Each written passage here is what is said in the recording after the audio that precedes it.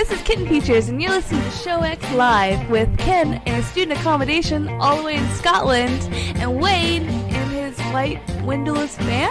Uh-oh, I better get out of here. Enjoy the show!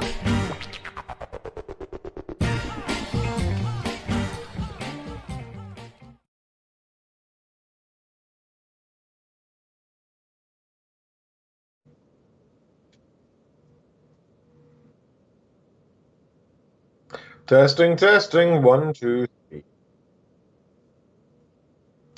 For some reason, I almost started doing the outro. I don't.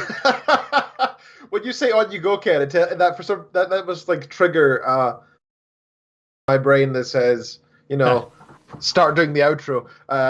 Also, I just noticed my camera's not on either, by the way, which is weird. Oh, weird. That is an odd one. Why am I not picking that up? Instead, you're catching the fan thing in the background. Hello, everybody. Thank you. Yeah. Oh, yeah. I could only see Wayne. Could only hear Ken. We've actually melded into one. Yeah. Wayne, being the more handsome one, is the one that's shown. But it's my voice that sticks around. I was gonna say I got my voice coming through now, at least, so that I'm talking now. But for whatever reason, I'm not getting your source coming in. Let me fix that real quick for your view. Weird. But how are you doing today, Ken? I'm doing pretty good, yeah. Horrible things going on in the world, people dying, sickness and disease spreading through our societies and making our economy come to a stop and interfere with all of our lives. But at least we have, more time to game. So there's that. That's pretty much the way I've been seeing it. I think the privileged few among us who are generally unaffected in terms of jobs and such, who work in IT or any job that really that can be done on a computer can quite easily work from home. And I'm one of those lucky few. So yeah, my only difference is that my eyes have been hurting more because I've been staring at screens more often than before. Ouch. On the bright side, I've been generally healthier. That's been a bit of a difference. I mean, I think I walk a bit less technically. Okay. Because I used to walk to work and back every day, but now I only walk the dogs. But I've doubled the length that I walk the dogs every day, to up to about an hour to an hour and a half every day. Also, on the bright side, my audiobook listening went down drastically for about a week because I was no longer walking to work. But now I've found my the sort of sweet spot where I've realized that there's certain games such as Factorio that I can play while also listening to audiobooks. Nice. So I've been zooming through all my In fact, let me look at the statistics graph here. I won't talk too much about books because I'll save that for later on. Okay, so today I've listened for 2.5 hours. Yesterday was also 2.5 hours, but I'm probably going to beat that today quite a lot. The day before that was 3 hours. The day before that was 4 hours. So this is a month graph you can see here on my little screen here. You can see that month by month it's been increasing, and the one at the bottom left, I guess, to you guys is April this month. So think of it in reverse time order. And you can see that we're already only 5 days in, and I'm half of what I did last month. Nice. Last month I had something like 50 hours, 40 hours, and no, 50 hours, yeah. And this month I'm already about 20. So, yeah, I'm reading a lot already, and I'm a bit concerned I might run through all my audiobooks quicker than I was supposed to this year. But that's American. I'll say, at which point you have to up your subscription and get additional ones coming in? Yeah. I need to, I am using Audible right now, but I've been thinking, there's no reason. Originally, I kind of like the idea of having everything in one library, right? It's like having a collection of books. It's kind of nice to have them collected in one place. But I moved over to the US Audible about a month or two ago when I realized I get a better deal on it, which means I've already got my books into collections already. So now I'm like, what's the problem if I start doing more collections? And there's also a bunch of audiobooks that are genuinely legally available for free. Oh yeah, there's a bunch. Yeah, I mean, there's some old books that are, they're well past copyright allowances that have just been narrated by somebody in recent years. So I can easily get hold of a bunch of that stuff if I really start struggling for books and don't want to spend any more money. That's how to do it, right? So to answer your question, yeah, I've been pretty good. I've been keeping busy. Like I said, I've been exercising more. And we should probably talk a little bit about that, actually. That's kind of. Are you willing to screen share at all, sir? Are you willing to share a video or two? I could probably set that up. What did we want to show? Sure. So I'll give a rundown of what we've been doing these past 2 days, and we can maybe show the 2 videos that we have so far. Okay, I can pull those up. Let me grab my Discord to get the link. So pretty much, and let me also move my microphone a little bit closer because I realize it's quite far away. So basically, I was saying to Wayne yesterday morning that a few of my friends back in Scotland have been doing an exercise challenge where they will, one person will do an exercise, film themselves doing it, something small, short, usually less than a minute's worth of exercise, just something, right? Anything. And then they'll send out as a challenge for the rest of us to do, and we'll sort of jump on it. This is actually a groomsmen chat, so it's a bunch of groomsmen from Graham's upcoming wedding who are doing it together. So we're all hanging out there and doing that, and it was my turn a few days ago. I can't remember what I chose. I chose sit-ups or something, and like you were just doing sit-ups or press-ups or whatever. And I mentioned that to Wade, and he was like, "That's a great idea. We should do that too." And I was like, "Yeah, sure, let's do it." So if you're interested in taking part in this, it doesn't have to be super serious. We're not doing. It's not like to go do a 5-mile run. It's like a minute's worth of exercise. Yeah, our focus is just getting people out or off their butts, essentially, and just being active. Helps, right? Just being active. So there's 2 main things about what we're trying to accomplish in this fitness challenge. It's an exercise a day. Something simple. The design of it and goal of it is to do something that you can do without any necessarily equipment or anything at home like that you can do with regular household items or such, that you can just go ahead and participate with to do. And so we have it, and I'm going to link right over. Most of you are already in, but for anyone who isn't in our Discord link that you can jump in to get to the Versus the World Discord. And we have a channel in there now that is the Daily Fitness channel, or challenge. And in that, so far, both myself and Ken have posted videos to challenge everybody who wants to participate to jump in. Now, Ken, you can correct me if I'm wrong about how we're doing it. My goal today was to actually film myself doing your suggested one as well, as my proof that I am participating versus just seeing what you posted and saying, "Sweet, I should do that."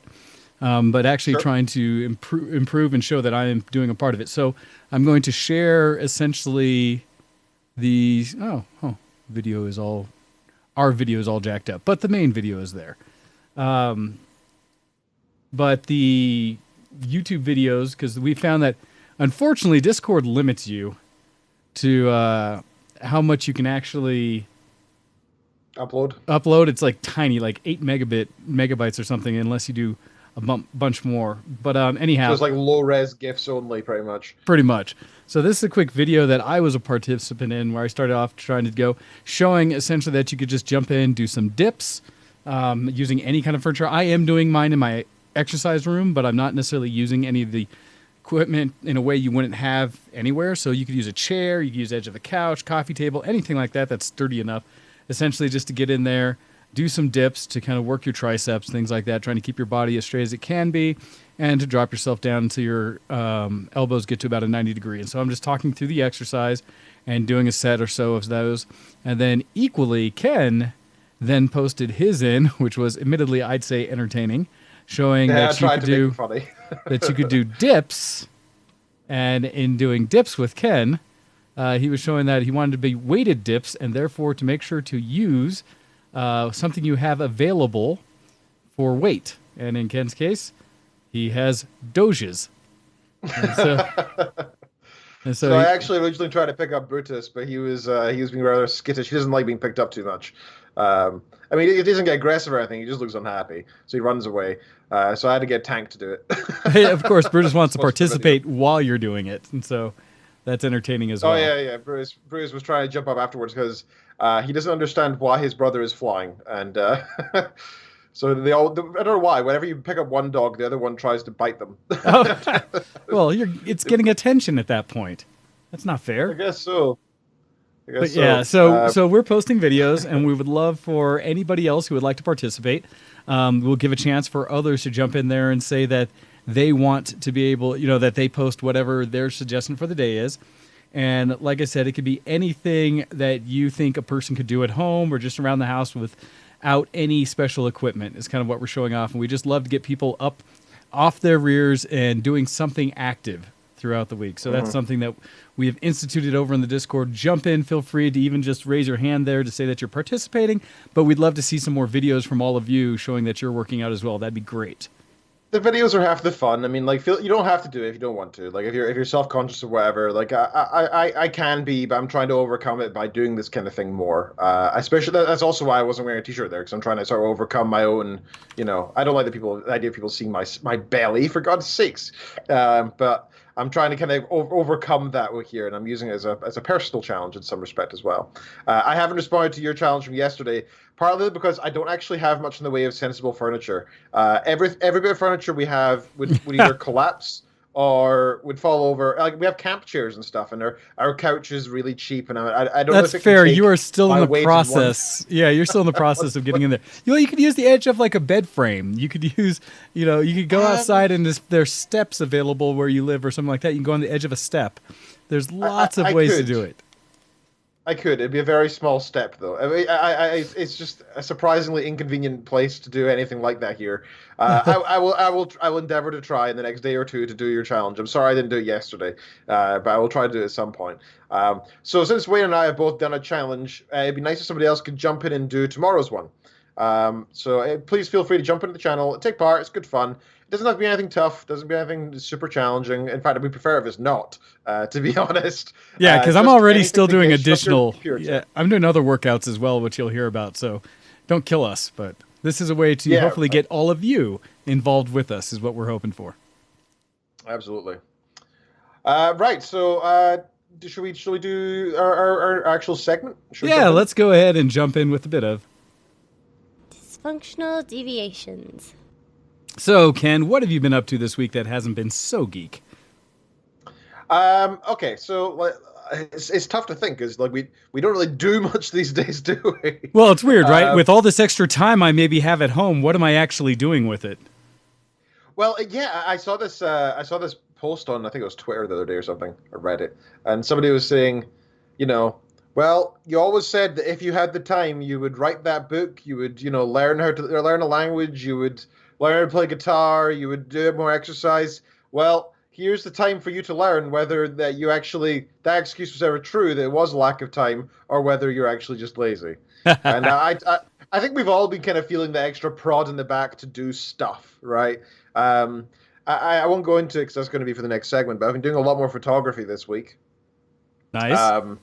I've been doing more exercise, like I said, walking the dogs more, reading more, and I've been working on side projects more as well. But again, that's all going to be geeky stuff, because, of course, when I have more free time, that's where I'm going to put my free time, right? Isn't geeky stuff.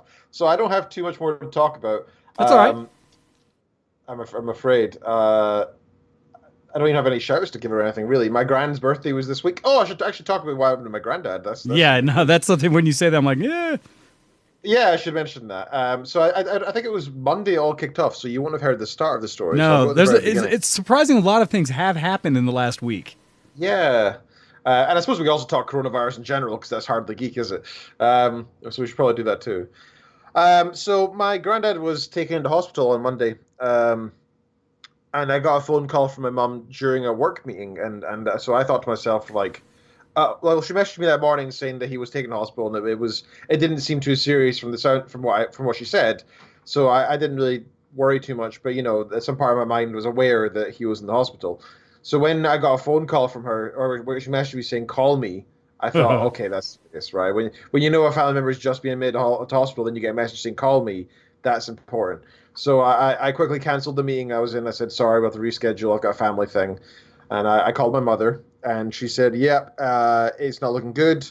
It's very lung-based. He's got double pneumonia, and which I think means is both lungs, like both chunks of lung, have been affected.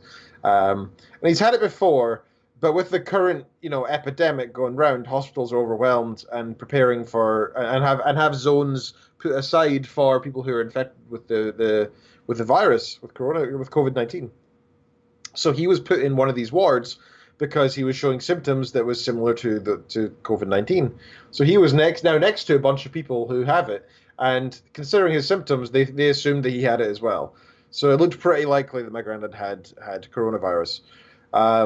And also the doctor said, it doesn't look good, right? Like, get ready. Yeah, no, unfortunately, a lot of people who have actually suffered from COVID-19, when it started going bad, quick, right? Yeah. It wasn't just like it's sort of real, a little bit. It went bad, and so it takes a while for the symptoms to begin. But once they begin, it hits, right? And they can fluctuate as well. Like you can have them like. I think John Wasik was saying that as well. He was saying that after a few days it was really bad, and then suddenly it was fine, and the next day it was bad again. Jumps back and forth. I had a friend back in Scotland as well who also probably had it. They don't know for certain because they couldn't get tested. But he said he was really bad, but on and off. It was really strangely fluctuating. Anyway, so my granddad went to hospital and all this, and it was bad. He was struggling to breathe. I think he had a respirator along with all the others in the COVID-19 ward. And so we were all kind of on the edge of our seat, really worried. And a day later, I got a message saying he's sitting up, he's drinking tea, he's no longer on a ventilator, he seems to be improving, he's responding to the treatment. And then one day later after that, he was walking. And then I think on Friday he was kicked out of the hospital and he was fine. So, from being told it's unlikely he'll be leaving the hospital to, he's absolutely fine. It was quite the turnaround. I wouldn't say miraculous, but it was pretty unexpected, and we're very thankful for the amazing work of the doctors and nurses there who clearly did their job very well. And considering he came back negative for COVID-19 3 times, means not only did they make sure he didn't have it in the first place, but clearly they made sure he didn't get it as well while there, which is much appreciated. So big shout out to the National Health Service, the NHS in the UK, for doing their job. And because we were saying actually how the chances of the elderly right now having who are, especially my grandparents are in their 90s, the chances of them being seen right now are pretty slim. Like I was expecting to hear that if my granddad or grand got ill, I was half expecting the ambulance to say we'll try and be there in the next few hours rather than we're on our way, right? So I'm really surprised that they managed to just jump on it and save my granddad's life so promptly. So really big shout out to the National Health Service. I love the fact that they're there, and that's the good thing of the UK is no big bill waiting for him. They just saved his life, and that's that, and that's the way it should be. So. That was a big part of the news for me this week, and that's pretty much all I have to say. I think. I'm really happy because you had let me know pretty early on what was going on, and I was just like, man, so your grand is awesome, and that was, that felt very real. My grand's birthday on Friday as well, so she was a bit, and the sad thing was, if things did start to go, sour, obviously nobody could visit. Because he was in the red zone, so nobody could go in and see him. And I think there's, my grandparents are in their 90s. They're both well aware that they're old and that they don't have much time left on Earth. And I think it's the saddest thing about this epidemic is the number of people who are going to pass without being surrounded by their friends and family. That's something that we've not experienced since war. That's a tough thing that I think communities are going to have to go through. No, it's one of the saddest things. That is real rough, and I've heard a few people who have basically suffered through that, and how they've talked about some of the cases that are out there, which sucks. And so, if nothing else, while you can, even if you may not be able to interact in person with a lot of your friends and family, it is really good to connect with them in some way. Thank goodness for all the different means of technology we have today to see, talk, interact, chat, whatever the case may be, to at least have some kind of connection with the people around us. And Absolutely. I highly recommend taking advantage of as many of them as you can. And so throw that out there. Yeah. There's another thing I would like to mention, actually. Yeah, if you have grandparents or elderly in your neighborhood, if you're listening to the show, pretty high chance you're a tech-savvy person. be willing, make an offer, say to them, hey, if you want to access your family and you're struggling to, let me help you set up an Amazon Alexa, a Google Home, help set up Skype on your phone, on your computer, whatever. I imagine that would mean the world to so many people and families out there in this rough time. Being able to see their grandkids and such. Because I know, like, my grandparents, like, my gran is she's blind and she's kind of deaf, and she's struggling in many ways, right? And then her husband, her lifelong partner, got ill, and she had no way to communicate with him. She wouldn't have in any case anyway, because nobody could even go into the hospital to set up my granddad's computer, right? So it's not as if that was ever a possibility. But if it was, I'm saying that would have been a fantastic thing. Oh yeah. So if you can offer your services to those who are in need, please do so. It could change somebody's world.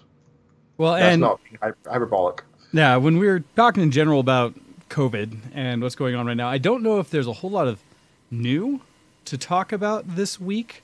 It continues to progress in countries like the United States. It may be stabilized in other countries like South Korea and to some degree Taiwan and some of these other ones that Italy. are very close. Beginning to look good in Italy. Okay, good to hear, because a lot of these countries have done such aggressive social distancing, lockdowns, things like that to manage people's interactions that they're actually getting a handle on the percentage or number of cases, how quickly it's expanding. And so to minimize the negative impact or overload on hospitals and such. And so we're seeing good with that. Here, we're still in the U.S. having it raise, and we still expect it to spike in the near future. We'll see when. Can we talk about Georgia? Yeah, feel free. Jump in. So I don't know how much you've heard about Georgia and what's going on there. But basically, from what I'm aware, and feel free to correct me if I'm missing some information here, if I'm incorrect in some way. I don't want to ever be wrong with these things and spread misinformation. But from what I'm aware is the governor there has been known to be a thoroughly, like, more right-wing than most Republicans. Like, I think a lot of Republicans would disagree with the way this guy talks and the way he acts, because he's thoroughly past what most Republicans would consider right-wing. And he's been pushing for the Florida beaches to open in the next week. Sorry, Georgian beaches to open in the next week, which is madness, in my opinion. I mean, we're in a pandemic, and the having closed public spaces is kind of important to stop the cases from spreading, and we're seeing, we know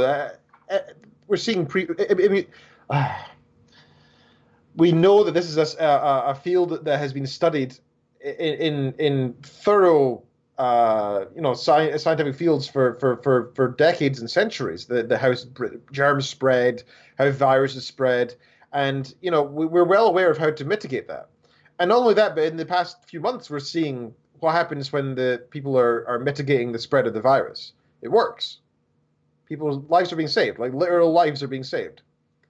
And so when somebody stands up and says, let's just open the beaches because we miss the beaches, that's almost insane. Like, how is this person in power? How are there not riots in the street? I mean, I know there can't be because it's social distancing. But you know what I mean? The problem is we still have a lot of people in this country who believe more the flipping their shit. Their financial side of things, I would say, versus necessarily the overall public health and good. And thus unfortunately there are politics involved, but people who are trying to focus more on what the economic effects of us not doing business as usual are versus the health effects. And even though there's discussion that if you don't nip the health piece of this in the butt early, that the economic side will suffer even worse in the future due to the number of people that will be taken out of the workforce and things like that in the long run. And so, unfortunately, one of the big challenges in the United States is that being all separate states and not having, I would argue, a solid direction coming from the federal government response, and in sense having each state kind of having to fend for itself, fight for itself, and do things in somewhat their own way, we don't have a consolidated effort for battling this. We have a lot of words being said and a lot of ideas in some areas being more aggressive than others. And unfortunately, the Georgia example is of one that is not following the science, the guidelines of the CDC, and basically all the organizations that are there to keep people healthy, and instead is pressing what I would argue is more a financial idea towards why you would or would not risk people's health and lives for I guess the economy. I sympathize with all. I mean, I think we have people in our community whose lives have been financially devastated by this. I understand the problems behind that, but I don't think we should be sacrificing the elderly and the immunocompromised and the unlucky to the blood gods in order for us to make some money. I mean, we are a rich enough country here in the U.S. that we can survive. We will be okay. It's going to be fine. So many memes about the rich are going to lose out, but they're the ones who have to bend knee here. Yeah, although they're trying desperately not to. And there's so many memes out there or things talking about how the examples of when rich people who basically have the money to sit aside and deal with things beg or plead or push for people to go back to work proves that they actually don't make any money themselves, that it's everyone else working that makes all the money. They just take it all. But one of my thoughts in general about the response to this is that it is everyone's job to do what they can to try to keep this from spreading faster than we can handle. If we were in a position where anybody could go out and get tested regularly, comfortably for the virus, for having COVID-19, then I wouldn't feel like there would be as much of an issue, because in other countries they were actually able to keep a lot of services and things open more regularly because they were able to aggressively track who had gotten infected, where the infections had gone, who they had been in contact with, and trace it back in order to keep those people from being able to spread it any further. And unfortunately, we know that in the United States, we are so far behind in doing that, in the capability, that our only answer right now is to do aggressive social distancing and to try to lock down as many non-essential things as possible. Because I can't just go and get a easy test today to check, and let alone the additional costs and problems of someone having gotten infected, being able to get treated for it, is not something that is a free service here in the United States that everyone can just go do. And so because of those things, it is better in the United States to completely avoid the potential of getting infected than it is to try to deal with any other way of doing this. And so anyone who's advocating otherwise is putting people at risk until such time as we have enough supplies to service anybody who does get sick, to constantly check anyone who's in suspect of getting sick, so that we have a true number and awareness of what's going on. Until that happens, it's all very much risk, and so this is our best mitigation we have for it. Absolutely. On top of that, because these times are trying and painful for everyone in some ways, part of what we're trying to discuss on the show is some of the ways we're dealing with it. One of my last foot stomp, get on pedestal, talk about things to everybody is, at which times you do have to interact with others during this time, be it going out and the moments you can go pick up supplies or whatever it is you're doing, please do your best to be kind. I've seen so many unfortunate examples, and thankfully not around me. Most of the people I know are the best. But I've seen the examples shown online of people who are, being short with the employees who are still working at places like grocery stores and gas stations and other places where they are still doing their job. And just because it's now inconvenient compared to what you're used to is not a right to then give those people a problem when they are still working and likely working harder hours with more people and more things going on than they ever have. It's not hard just to be kind, to put a smile on your face, be a little patient, and just know not to go yelling at people. For God's sakes, these people putting their lives on the line to help you. They are literally putting their lives on the line. And one of the comments made I've seen was, it's not that you need to cheer these people on. They, admittedly, a lot of them are trying to just work so that they have money to put food on the table and to also pay their bills and such. But be considerate for the fact that they are working in these trying times. Also, when you're purchasing, please only buy what you need. Don't go nuts. A lot of workers both in the health field and in the service fields that are keeping these businesses open, discuss that they're working all day, and so they themselves don't get to go shopping till the end of their shifts, and they often are going in and not having access to anything because everybody bought it out. So it's just, come on, people, be reasonable. So that's that little bit. I'm just kind of my last foot stomp for how to act in this time frame. But with that, I'm going to talk a little bit about what I've been doing. That's been sorry. Before you do, I've got a little bit more to talk about on the coronavirus side of things. Okay, if you don't mind. Go ahead. I want to ask about how you've been affected in terms of groceries over there. Groceries haven't been bad. There was initial rushes on a lot of the places. It's funny because I've only been going to the grocery store maybe once a week if I've had to. I haven't had to pick up any paper supplies. Thank goodness for me hosting things like Game Fest and buying a bunch in quantity to support people and having leftovers. So I'm still all right on paper products myself. So I will admit going in that in most places I've been, there's still no toilet paper. I don't know what people are thinking. Oh, that's the other notice is nobody flush anything that is not actual toilet paper down the toilet. You're just going to destroy the plumbing situation. Toilet paper breaks down accordingly in the plumbing, whereas paper towels, baby wipes, other kind of wipes do not. Those are only meant to go in the garbage. So if you are having to do anything, heck, my recommendation is wash your rear end versus wiping it in cases where you are low on actual paper. Yep, jump in the shower. Yeah, jump in the shower. Have a bidet. Use a washcloth you can rewash. I don't know, something. But if you're down to that, do not flush those things or you're going to be causing yourself lots of money issues later in life as plumbing will completely shut down. So, and screwing over probably your whole neighborhood too. Oh yeah, no, that's a public service thing, that general. But for me, I did because I have my, how do I discuss it? I break quarantine right now with one person, is how I will say it. Is I have someone else who is in an equally limited social situation that the two of us interact in person as though we are sharing the household. But if you're the only people that interact with each other, that's not really that big a deal. We have a very small controlled network of, like, I interact with just her. She interacts, I think, with one other friend, which does extend that network, but it's being very limited and such. So I will admit to that, where I'm not just stuck in my house with my cats and not seeing anybody in person. I have one person.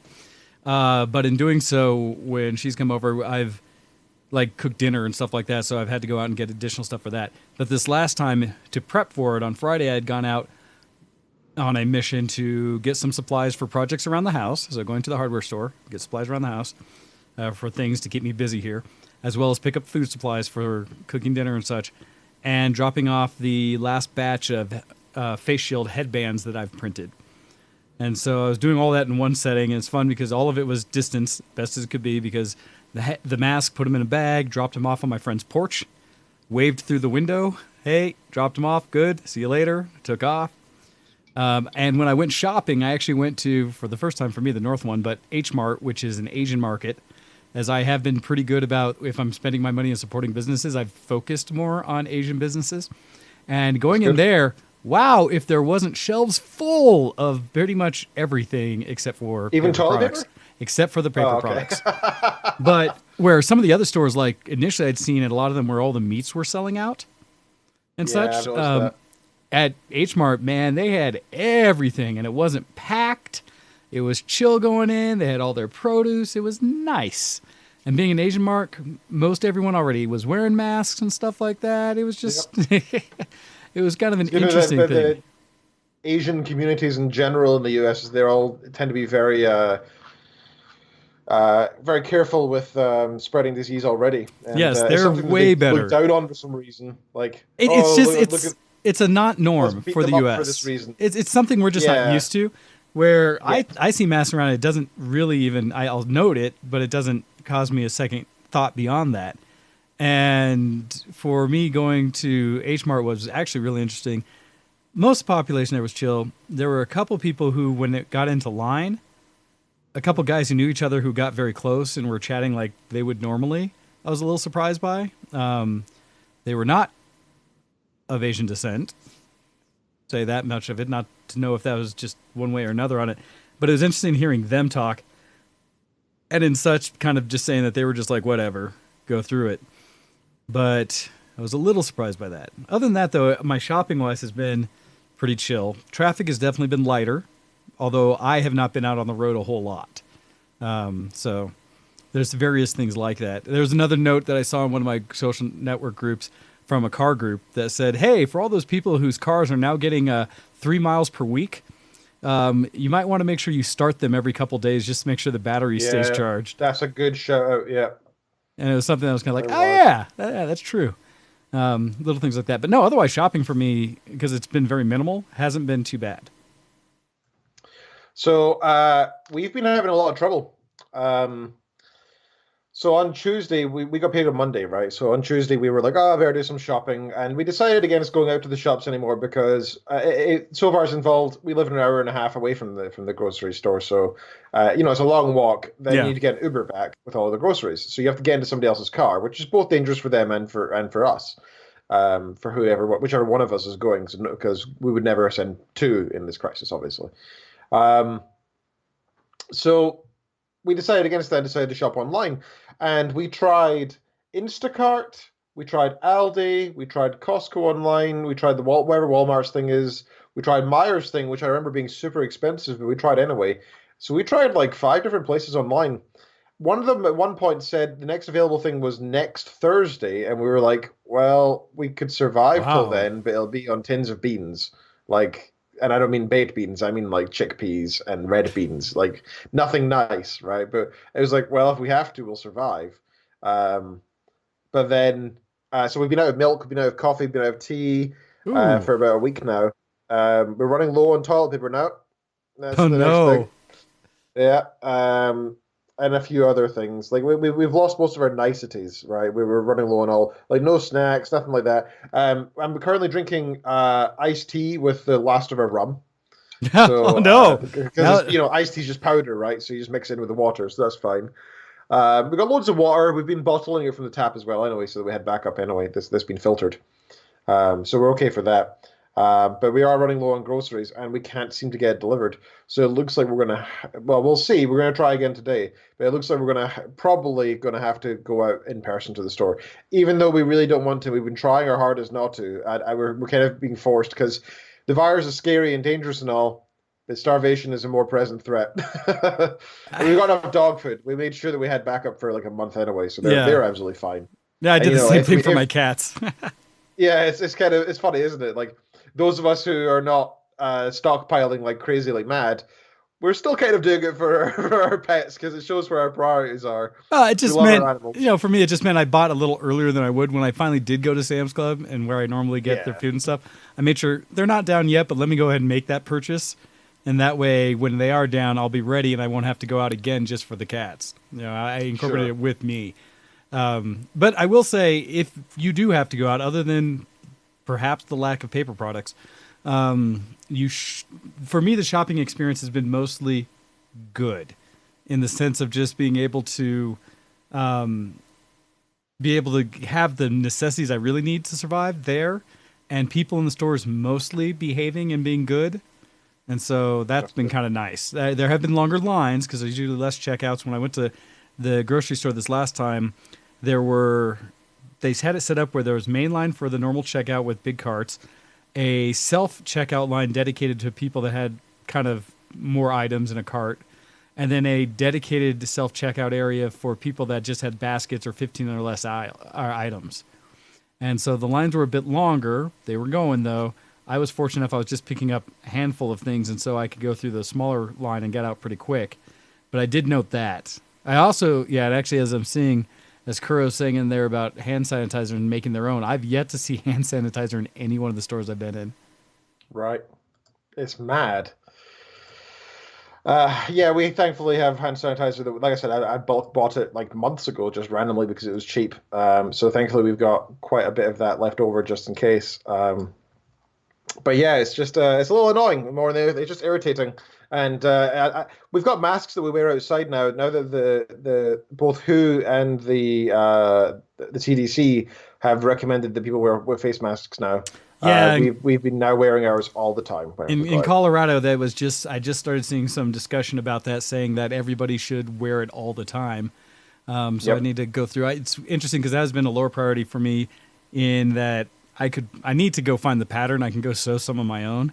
I know I can do that. I haven't done that yet. I've been printing headbands for first responders and stuff for medical staff, but I haven't done anything else. And I'm still trying. I think I mentioned before on my geek level, I'm trying to redesign a 3D print model of a psycho mask from Borderlands to make it a functional filter mask, and basically blend a psycho mask in with an actual filter connection, so I can put filter in that, and I'll wear that around town. Because then it'll be a full face protection, and I'll just be like, what? That's one way to do it. Well, because I've seen some memes of people out there in like full costumes of things, either in inflatable suits to people in like full-on Vader masks or Deadpool outfits and things like that. And in a way, I'm chuckling about it, but some of them are actually functional. Like, that would work. I like that. Well, pretty much, like, okay, the truth is that, ideally you have a medical face mask, but in reality, you should not be, if we are struggling for them in the world, and medical staff need them first, right? So if you can, ideally make your own, but anything will do. Like, if you wear a scarf or anything, the main reason is to stop spittle when you cough, sneeze, or talk from coming out from your mouth and nose and being expressed to somebody up to 12 feet away. And remember, some of it can go into the air. Lexi was telling me this, actually. Ken Features was telling me this. It can spit into the air, and it can go further, right? And so you can infect people quite far away. So when you're social distancing in public, it's like they're recommending, like, I think it's 12 meters, they said, actually, 12 meters. I actually recommend a little bit further than that, because even though it's very low chance, the spittle can get to you. But if you wear even a scarf or something over your face and your nose, the spittle itself is less likely to go and travel. So anything covering that area does help. Ideally a face mask, but anything is actually an improvement. Gotcha. Anything else you want to bring up in general about COVID-19 before we move on from that and start talking about what we've been doing? No, I think that will do. Let us geek out. Cool. Sorry. And I appreciate in this, as we start talking about things that we've been doing around the house, or if nothing else, how we've been spending our time. Feel free to email into the show at VtWShowX@gmail.com and let us know what you've been up to. I did see that we have an email in there from Pusa today, even though she's not able to join us live. So I'll be curious to hear what she has to say. But for me personally, things that I've been up to this week, let's see, main one, because unfortunately at the same time I am in this weird place where I cannot work. I can neither go to my office nor can I work remotely. Even though I'm trying to set up for that. Hando, just to let you know, yes, we do have updates from Mr. Corona, but I have not grabbed any more specific to us, so you can go check out Pusa's channel to see the latest one she's been providing. But for me, one of the main things I've been doing, and I've had multiple reasons to focus on it, but having more time in my house way beyond just a weekend, I have been cleaning and organizing things way more in the house than I have for a while. So my house is darn clean right now, relative, than what it has been. I still have a lot of organizing to do, but in general, there's so many things up and out of the way and put back where they belong, and I hope to continue doing that. The office is still one of my big challenges because I have things in here that I either want to display properly, or I need to find homes for some things and maybe decide against keeping some things that I have laying around. So still some work to be done here. Sir. A bad thing to. I think cleaning out like that is kind of a hard thing to do emotionally, but it is so gratifying when it's done. You feel so much cleaner, and there's less weight on your shoulders. And then I don't have things I want later in life when I need things. It's a challenge. That's a hoarder mindset, sir. It is, except that it comes true a lot. There's so many things where it's like, dang, I need one of these. I have one of these. In fact, I have several of these over here. Let me now use them for a purpose. I do that a lot. So I have a lot of validation for me keeping a lot of things I have. So it is a bigger challenge than what a lot of people think, because it's not hoarding just for the sake of. It's all hoarding for the purpose of being able to use it at some point, because I also don't want to get rid of things that have value that I can absolutely repurpose or use for better things. Oh, sure, but there's some stuff that has value that you don't need as well, though. And I think maybe that a deadline on projects is always a wise thing for everyone to have, right? I'm going to keep this for this project up until this date. If I haven't done it by this date, then that's it, right? What? I think You that's are advice. talking Same with weird. actually clothes. Clothes should have that as well. Like, apart from special occasion clothes such as cosplay or Halloween or tuxedos, you should have generally a 3 to 6 month rule on. I have no idea these words you're speaking, Ken. These are all things that make no sense to me. I have everything. It's what it keeps me from doing, Ken, is buying new things. I continue to keep things I have in service as long as I possible, such that I don't need to buy new things. But like I said, I have been organizing, and so in doing so, some of the big things I did to help myself do it a little better is I picked up some more shelving units as I was out at the hardware store one of these times previous, where I got one for the garage and another one for the basement. And in doing so, I was happy because I was able to prioritize things that I access more readily towards the front of my basement. So my photography gear, some of the sports stuff I have, camping gear, things like that, that I'm much more likely to need out of the storage shelves than stuff that I'm holding on to for rare projects. So some of those things are now up front, a little easier, and it's cleared a path on the ground, which is nice. I will admit one of the things I do need to contact some people on is I have found multiple stashes of other people's things in my house. And I need to give them the opportunity to claim that they do want them to be maintained in some format, meaning taking them from out of my possession, before I decide that they can be repurposed either to the garbage, someone else, or out of my house in some other way. And so I do need to do some of that. But other projects and stuff I've been doing around the house is in ways of figuring out the organization. I did those. I've also started putting like actually in bins and stuff. So I have some of my car parts from my old engine and things like that I want to maintain in case my newer engine explodes. I can rebuild the old one versus having to regain those parts, because if I'm ever going to race this car like I kind of want to, it's likely going to blow up. But I put them on shelves in point where here's all the engine stuff. Instead of being in multiple places throughout the garage, they're all in one place. I put a rack up on the wall, put all my like garden tools and shovels and things like that up on the wall.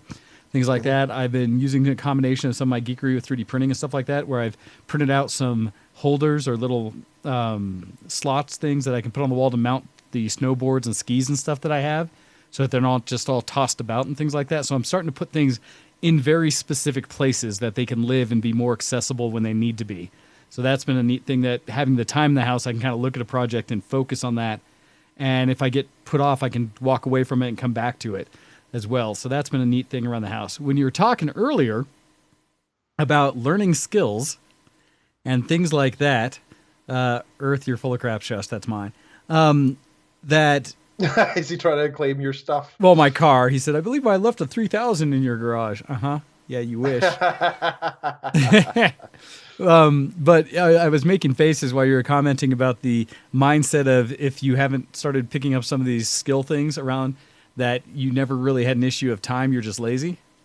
Well, for me personally, some of the things I've been doing, although not as, I mean, each one's like I'm touching on little pieces here, and we'll see how well I maintain.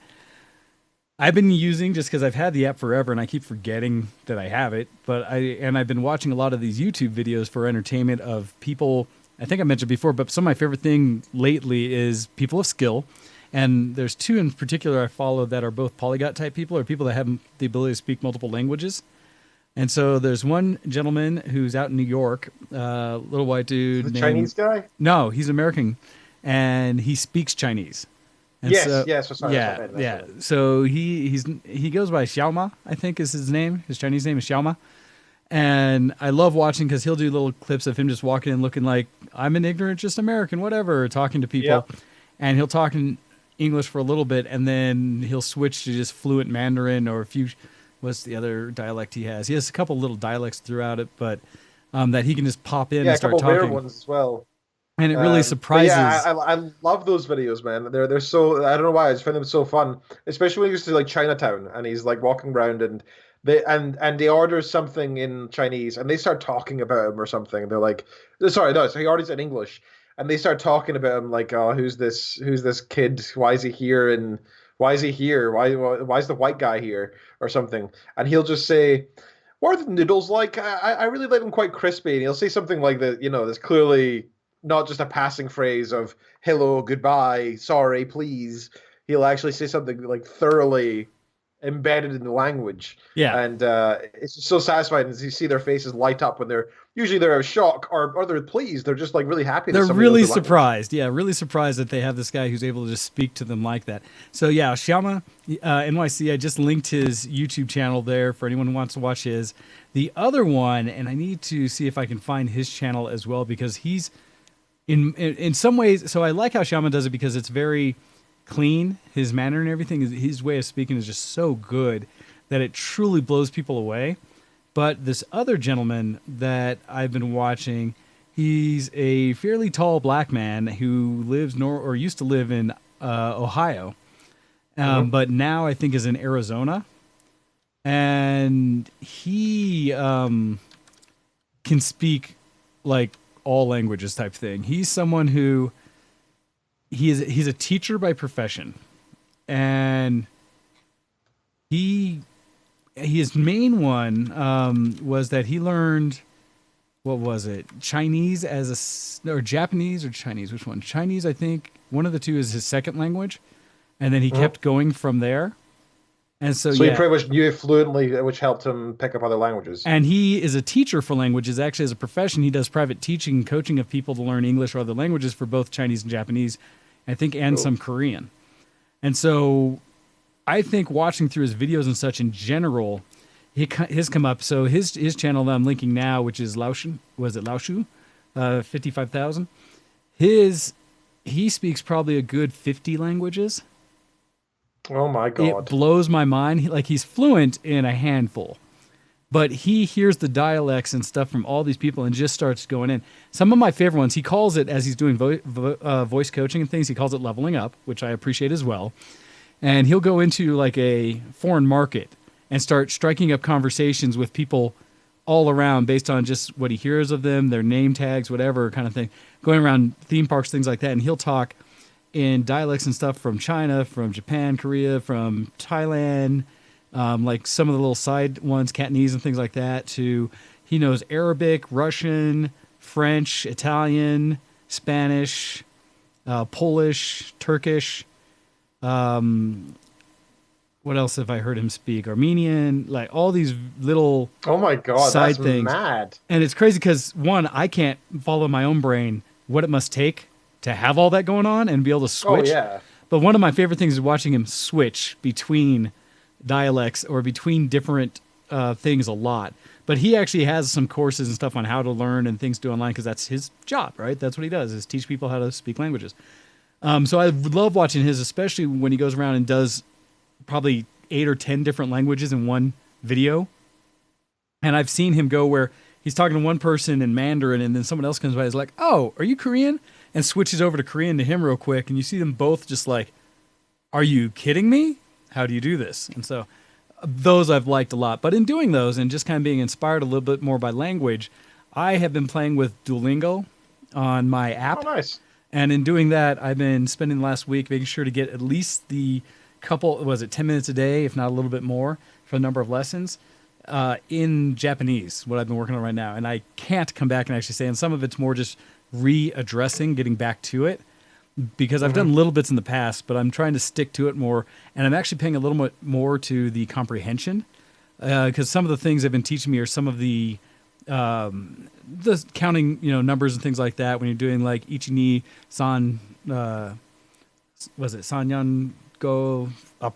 I'm still going on those, but because Duolingo teaches you with both the hiragana and like the kanji of it or whatever, but the easier hiragana along with the pronunciation and the Japanese, I'm starting to get the memorization of some of the symbols and the sounds and words together. And it's interesting being able to do that and having some knowledge, because I'm actually applying it as well to some of my anime watching and listening to more of the Japanese being spoken, which has been fun because I'm starting to catch more where I know some things just from, be it that Shiro means white. And I knew that from Voltron because that's Shiro's name and his hair is black with a little white streak in it and little things like that. There's all kinds of stuff where you can start to see some actual use of the words to make it more meaningful.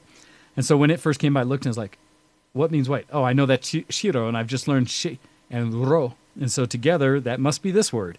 And so even without having to guess it in the way, I was able to work it out for myself. So that's felt really good. So I've been doing a little bit of training with language when it comes to that, just simple app thing, which is really nothing big. Also, I've continued a little bit. I'm trying to get harder and harder, at least a single song so far on the guitar using Rocksmith. And so nice, man. I've been playing a little bit of that. Not a lot. Like I got an hour in this week, I think. I've been continuing to do the working out thing. So running, I ran today before the show. I did a quick, was like a 1.4 mile loop. But this week's one, I was trying to work in some sprints in the middle. And so whenever I ran into a hill, I tried to run the hill, which sucks. Lifting a little bit more. What was it? On Thursday, I think it was. I did a full-on heavy lift using shoulders and triceps. And so more than I thought I was going to. I actually was telling myself, you'll do at least 2 sets of each of 4 exercises for each muscle group. But I ended up doing 3 sets, and I hated it, but I did it. So I was like, wow. Well done. So I was actually happy with myself there. Other than that, like I said, the VtW workout and such, so that's been nice. Trying to stay physically doing things. Also, I've had a couple, as we were talking about technology and reaching out, a couple Zoom calls with family and friends, where on Friday I had another one of these kind of group meetup ones of let's go grab drinks and such. It's like our virtual pub day. And so setting up with, drink in hand on Zoom with whoever else jumps in. And this one was actually kind of a pseudo-sponsored one with Launchpad Brewery, our local friends brewery, and got together and talked. What was neat about that one is a lot of people that I have not seen that are old like work cohorts and such for years showed up. People that I honestly have not seen for probably 5-6 years were on the call. And so it was interesting to just kind of be like, hey, holy cow, what have you been up to? And so this time and people having a desire to interact has helped others kind of connect with people I haven't chatted with in a long time, which is really neat. So that was fun. Then my family, thanks to my mother, using is the same thing we're trying to say, got us a family call on Saturday, which was really nice. And in that we got together and man, it was, it was basically my whole family. So nephews, nieces, my brothers and sister. That's a lot of people. Well, all of us have our own tech, right? And so in some ways it was in a way so that like my older nephew was on his own computer in his room.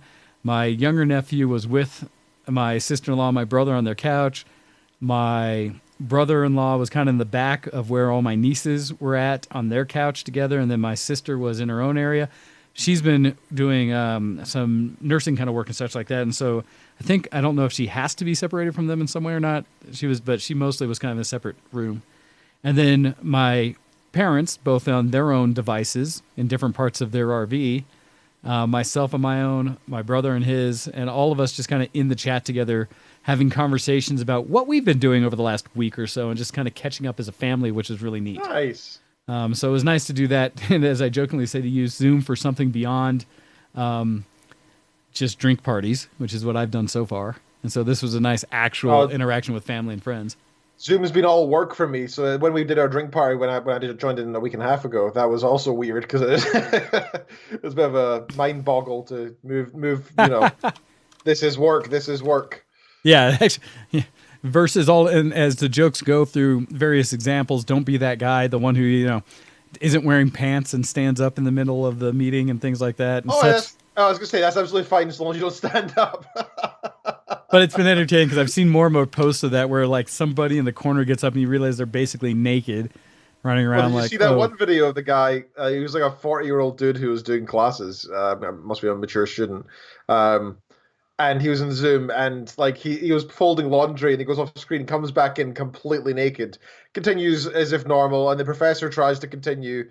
And people people are like all laughing, but people were commenting on the video. This is on Reddit saying, "Yeah, he meant that." Yeah, someone who does that's like he was you getting do that. up on that. He was enjoying that. So silly, but yeah, be aware as well as the weird phenomenon. It seems like that because Zoom just requires a number to join a session. There have been people bombing into other sessions, which have been some negative things going with it. So hopefully that doesn't continue. We actually had to change. I say my university had to change their policy. So all Zoom calls by default require a password, and nobody can share their screen without permission from the host as well now. Oh, gotcha. Well, that makes sense. Having done a lot of actual work calls using things like Adobe Connect and stuff over the years, that kind of stuff just is default for us. Like, gosh, that just makes sense in that way. Yeah. But yeah, there's been a lot of things coming through like that. They're just like, whoo, you people. Yes, as people are calling it, as Schmitty puts in there, Zoom bombs have been happening. Another thing that, in actuality, I need to go back and contact my buddy Scott for this. I'm going to share screen again real quick just to show, but I've talked about it before a little bit, and it happened again this week, that my boy Scott Bragg, he does DJing, and so he hosted another live set this Friday, I think it was, where he played for like an hour and a half, a little more so, like an hour and 45 minutes. He did a lot of old school 80s and 90s jams put together, where he just kind of did his normal DJ set, but played it out there. And he's commented before, he's like, I have no rights to this music. We're just having a party. So he's not trying to monetize it. He's just sharing, where normally he DJs at big events and is a real talented DJ out there. He just got out there and started playing the music and let everybody jump in. Song stuff going that. I made a recommendation to him, and he actually responded like, that sounds like a great idea, so I need to follow up this week with him, that the next time he does a set, my goal will be to do a Zoom call at the same time and have like a virtual dance party, so that he can be the one broadcasting and have just him with the audio, and then everyone else, and he can still do it live on Facebook and such, but if he's on Zoom, or I'll rebroadcast it or something, but then have a bunch of people just jump in to all, dance along with it. And yeah, it's a nice idea. Have some fun. Have a virtual dance party. So I have a plan for that, because I think he had, in the time I saw, some 90 or so people live jump on to kind of watch and such, which was a ton of fun. Good numbers. He's such a good DJ. So that's something that I want to do this next week as well. He's not sure. It all depends on scheduling and such, but he mentioned back to me on a comment just like, oh, I'd be down for that. So I'll have to talk to him. That'd be a lot of fun. Beyond that, cool. I think that's the main things I had for what I've been doing that hasn't been geek to spend my time. So throwing that out there. I'm going to share a link for people who do use the Facebooks for social media, that they can jump on and see that exact post from Scotty B. If they want to listen to the set, if you just want something to dance to, groove to, while you're running around the house doing other things. So feel free to jump on that. All right. Anything else before we take a break and then get back with a few things that are a little more geek? No, that's all. But I'm actually shocked to hear this an hour. That's how we do. It's funny how that happens. So this week, much like last, I'm going to showcase some new music again. I played it before last week's show, but this one is going to be where last week we did Cerie McIntosh. This time is going to be her brother Taylor. And so another one of these up-and-coming, new, very talented young artists / everything, dancer and actor and all of these things, and I will include all their information in the notes. But we're going to We're always looking for more, by the way. So if you know anybody who you want to recommend to us, and or get permission for us to play their music, gets them new listeners, and it helps us have some interesting, fun music to play.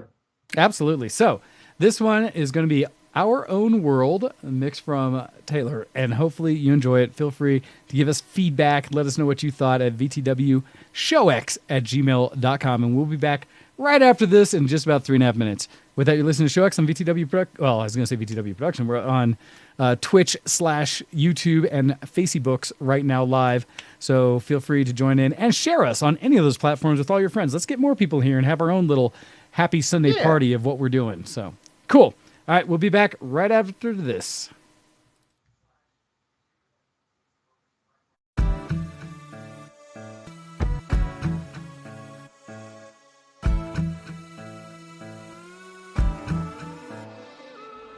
I don't know why I came. House parties just ain't my thing. My friend who was lonely since my girl broke up, he said there's a chance to meet the girl your dreams. I don't know what he's talking about. Why would a girl let me take her out? I don't even like getting that loud, but this song's too good to be ignored right now. I was singing like, ooh, hey, hey, hey, hey. Ooh, hey, hey, hey, hey. I'm in my own world. I was singing like, ooh, hey,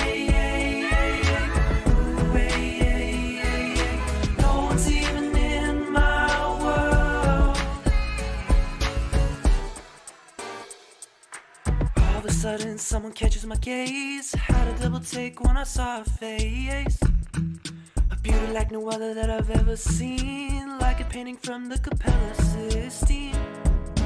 I asked my friend what she is about. He said she'll never let you take her out. She rejects the guys who get too loud. While this song is on, she'll ignore you now. She was singing like, ooh, hey, hey, hey, ooh, hey, hey, hey. She's in her own world. She was singing like, ooh, hey, hey, hey, ooh, hey, hey, hey. She's in her own world. I moved towards her, head blasting away. I really love this song. What do you have to say?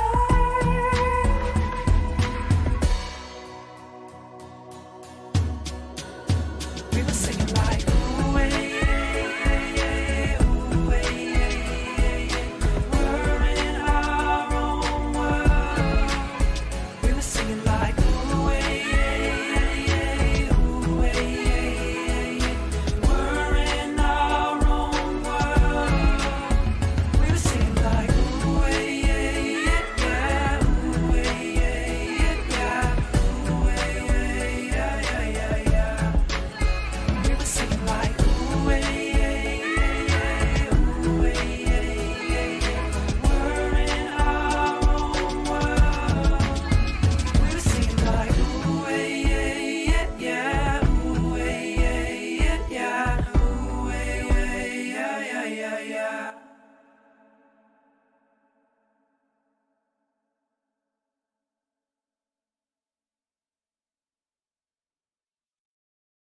You're listening to ShowX on VtWProductions.com. Hey, everybody, and welcome back. So that one again coming in from Taylor McIntosh. So hopefully you guys enjoyed that. All right. Or is it Taylor or Tyler? I always, I got to look again. Make sure I don't mess that one up. Taylor. Okay, good. So we got a quick email that came in from Pusa, basically just letting us know that she's not here. And this one titled, thankfully, not something I don't have to censor. It's My Game is Playing. And so she wanted to make sure to let us know, said, sorry, I can't be there tonight, but despite Corona, ESL Pro League is going on still. They have converted the entire tournament into LAN, and tonight it is, what is it? Astralis is playing versus Natus, was that Vincier? Navi as a whole. And so says, I've been cheering for Astralis for years, and I'm watching a super excited game tonight. Astralis' stars. I'll catch y'all next week if Mr. Corona doesn't get you first. That from our favorite stalker, Pusa. So thank you very much for that, Pusa. We very much appreciate it, even though you're not here with us live. I almost forgotten she went by our favorite stalker. That was kind of funny to hear. Yeah, no, well, it's funny, right? Because back in the day, she was quite known for emailing us in with very personal information that she would find online. Yeah. Exact addresses and things like that, phone numbers and other things. I mean, her coming in and saying, well, I mean, you're not this Dr. Kenneth Muelreed II, right? The one that has this information.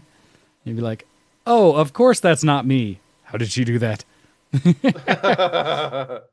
Yeah, she was quite good at all of it. So, as we come back now, let's talk about things that are perhaps a little more geeky. I'm a geek. Are you a geek? Geek Cred, level up! So with that, Ken, what have you been doing to get through your time this week that's been a little more geek? So like I said, the biggest thing I want to talk about was photography and reading. So I'll jump on the reading first, because I actually just during the break there got a notification on my Goodreads, which is a bit unusual because usually my Goodreads is just almost a very personal thing. I'd love to have more friends on it, so feel free to add me, and I'm always looking to have people on it because I'm always looking for recommendations and such. But I was surprised when I saw that I had a notification. So I just went and had a look right now, and it was by Jude Fowley from Loveland in the US. who wrote Plumbus Seg, which is a book that I read in March last year, and I gave 4 stars to, and I gave her a short review saying that it starts off shakily, but the author finds her ground after the first chapter. Surprisingly novel story, because I thought Jude, for some reason, I assumed was a female name. Somebody responded a year ago saying her ground. I went, oh, I thought it was a feminine name. You're quite right. He. My apologies. And then, yeah, it turns out Jude responded saying, the only other living Judes I've met have all been women. It made sense to me. So the author thought that I was quite right to assume that he was a she, even though I was a little bit incorrect there. But thankfully was not offended. I don't know why you would be, but some people do get offended by these things. It could happen. That's unfortunate. How dare you call me another gender that's of equal standing? How dare you? And I'll put the link to my Goodreads in the chat, so feel free to friend me on there if you want to. So like I said, I've been doing quite a lot of reading recently. I finished the book that Hando recommended to me 2 weeks ago, but obviously wasn't here last week because my power went out. So I just want to mention that I have now finished that book, and we should do a show talking with it at some point, because it is a very interesting book full of interesting philosophical and scientific ideas, and some psychological ones actually that I would like to discuss. But since then, it was so the book was called Until the End of Time: Mind, Matter, and Our Search for Meaning in an Evolving Universe, being the subtitle, by Brian Greene.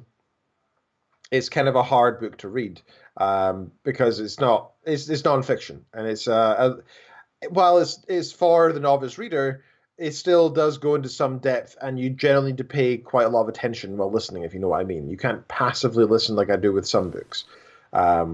So it's a bit dense to get through, but it is an interesting read, and I now know how the universe will end, which I didn't actually know. And it was quite fascinating. Oh my. It's not a religious perspective. It's very, although it does discuss religion to some extent, because the author's brother is very religious and he is very scientific and not religious to any real extent. So it's interesting to hear their viewpoints. But he says, no, from a physics standpoint, this is how the universe was started and how it will end most likely, including that not how long will humanity survive, but how long will thought, and it's quite interesting to hear. And I won't give any spoilers to this non-fiction book, but it is interesting. Nice. The first chapter I figured was a bit of a slog, though, because he goes over topics that are very Neil deGrasse Tyson, Carl Sagan kind of stuff, and I was like, all right, he's just rehashing what the stories that have already been told over and over again in no new detail and not really worth listening to. But that's not the case. It's he actually goes and adds a lot to it and summarizes a lot of stuff that's not just sciencey, but also a lot of, like I said, philosophy and such as well, and it's worth listening to. Nice. Anyway, since then, I have read. I'm on now the final Dresden Files book. I'm on Skin Game, and last week I read Cold Days, which is the book prior to that, book number 14. This is book number 15. I'm on now.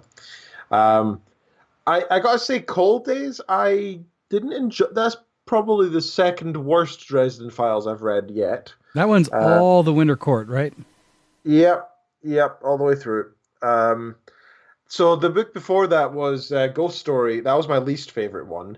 And it's a shame because that was just where he was just going about as a ghost the whole time. It was it was a jarring one in a lot of ways. The departure a from lot of interesting changes happened and such. And it was for the overarching story, it wasn't bad. I just didn't like the perspective of, you don't actually get to, I don't know. It felt like he was living in he was living in an alternate reality for the entire book, more or less, and didn't have much interaction with the real world. Cold Days, I didn't particularly enjoy either. I couldn't really tell you why. I just didn't really, I don't know. I just didn't really enjoy it. Why didn't I enjoy it?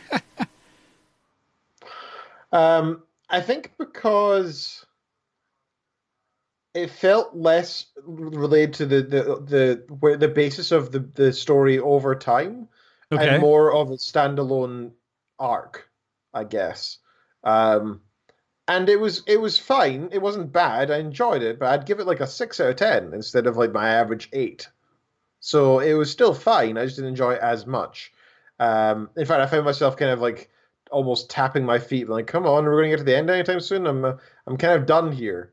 So far, Skin Game, however, seems to have found the footing again, running back with old allies, people that we recognize, and now I'm like, all right, here we go. And this is the Dresden that I know. This is the Dresden Files that I enjoy, and that's been more down my alley.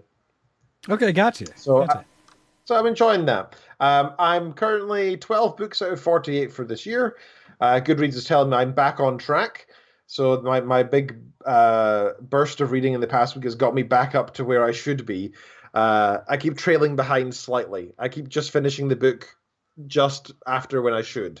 So at this current rate, I'm not doing too great. I think I need to speed up a little bit with my reading and to be able to meet my challenge of 48 books this year. And it's kind of a depressing thought because in my life there are so many books I want to read. Like I always thought to myself, like throughout my life, I want to read thousands of books, right? But if I keep going at my current pace and reading 48 a year, which is a lot of books, right? That's quite a lot. That's almost one a week. I'm not even getting anywhere near my expectations, and I've already wasted how many decades on this earth not reading enough. I feel like even though when I talk to people about my current goal, and they're like, "Oh wow, that's really good." Like most people only do a few books a year. I'm like, man, I wanted to read way more than this in my lifetime. I want to miss out on so much stuff, you know? I feel like I need to increase it. Dude, that's the nature of humanity. It goes into, I've said it so many times, my biggest fantasy of all time comes from reading Neil Gaiman's Sandman series, and it was the one sub-character he had in it, I forget his name, need to go look it up, but that was essentially made a deal with Dream, with Morpheus, that he would not die until such a day as he chose. That Dream gave him an out saying, I will not let you die until you tell me you're ready. And the rule of thumb then was they had to meet every, I think it was like a couple hundred years at a pub in England and had to talk, have a conversation for the day about what he has seen about humanity, whether he likes, dislikes, things like that, and to make that decision whether he wanted to continue living or not. And in doing so, that same character persists over a millennia, basically over a couple thousand years, and keeps coming back. And in general, what I took away from the story is every time Dream was kind of like, are you done? You've loved, you've lost, you've had friends die around you. All of these things happen that must be so painful. Aren't you ready to be done? And he commented essentially that, well, yes, he had lost everyone he had ever known. At the same time, he had constantly met new people that he cared about, and he continued to experience new things every day. That the world was just too exciting for him to let it go. That there were truths he now understood that back the previous time they'd met were not truths in the world, and it changed his entire perspective on how the universe worked and how humanity as a whole just continued to impress and surprise him. And so from that, in general, one of the things I gained from it was a similar desire. Like, man, my dream would be to be in that situation where I could live indefinitely until such time I chose to end it. And in doing so, experience all of these things that I realize exist in the world that I will never have the time. Even if I tried to do something new every day, I would never experience everything there is out there to experience. Yeah. Yeah, I agree completely. Some part of me hopes that we live in this. Okay, I don't know what this philosophical idea is. I once thought I thought it up many years ago, but then I heard there was actually a pre-existing philosophical idea. But the premise is basically this: that we live effectively forever, and that you yourself are immortal. And the reason that people around you die all the time is because there are multiple realities, and the reality. And there are infinite realities. And in those infinite realities, alternate versions of you are dying constantly. Every time something happens, every time a car passes, you get hit. And in somebody else's immortal reality, they view you dying, or they don't, but they're in the same world or whatever. But as far as you're concerned, you will live forever and you will never die. Everybody around you will die, but you will live forever and experience everything. Gotcha. And you'll be some sort of miracle on Earth, the fact that you don't die. But you will live forever, except for in every other reality where you die. And everybody else experiences you dying. That's an interesting concept. No, that's an interesting concept. And it actually runs into a similar weird mental projection I've done in the past of what if we are all just the same entity, and what we do. And there's lots of ways you could look at that. One of my thoughts was simply every life you live when you're reborn, you're living another life within that life or within that reality. But eventually you live every life. And have you ever read the 2009 short story called The Egg? I don't think this is breaking copyright because it's everywhere online, and I've read this a million times. So I'm effectively just quoting Reddit at this stage. Do you mind if I read it? It's quite short. It's about 2 or 3 minutes reading. Sure, go ahead. Okay. We will provide additional philosophical entertainment for everyone in real time here on the show, even though you've got to touch into both Ken and I's thought process here in the last couple of minutes. So this is one of this is very similar to what we're talking about, but this is one that somebody else wrote.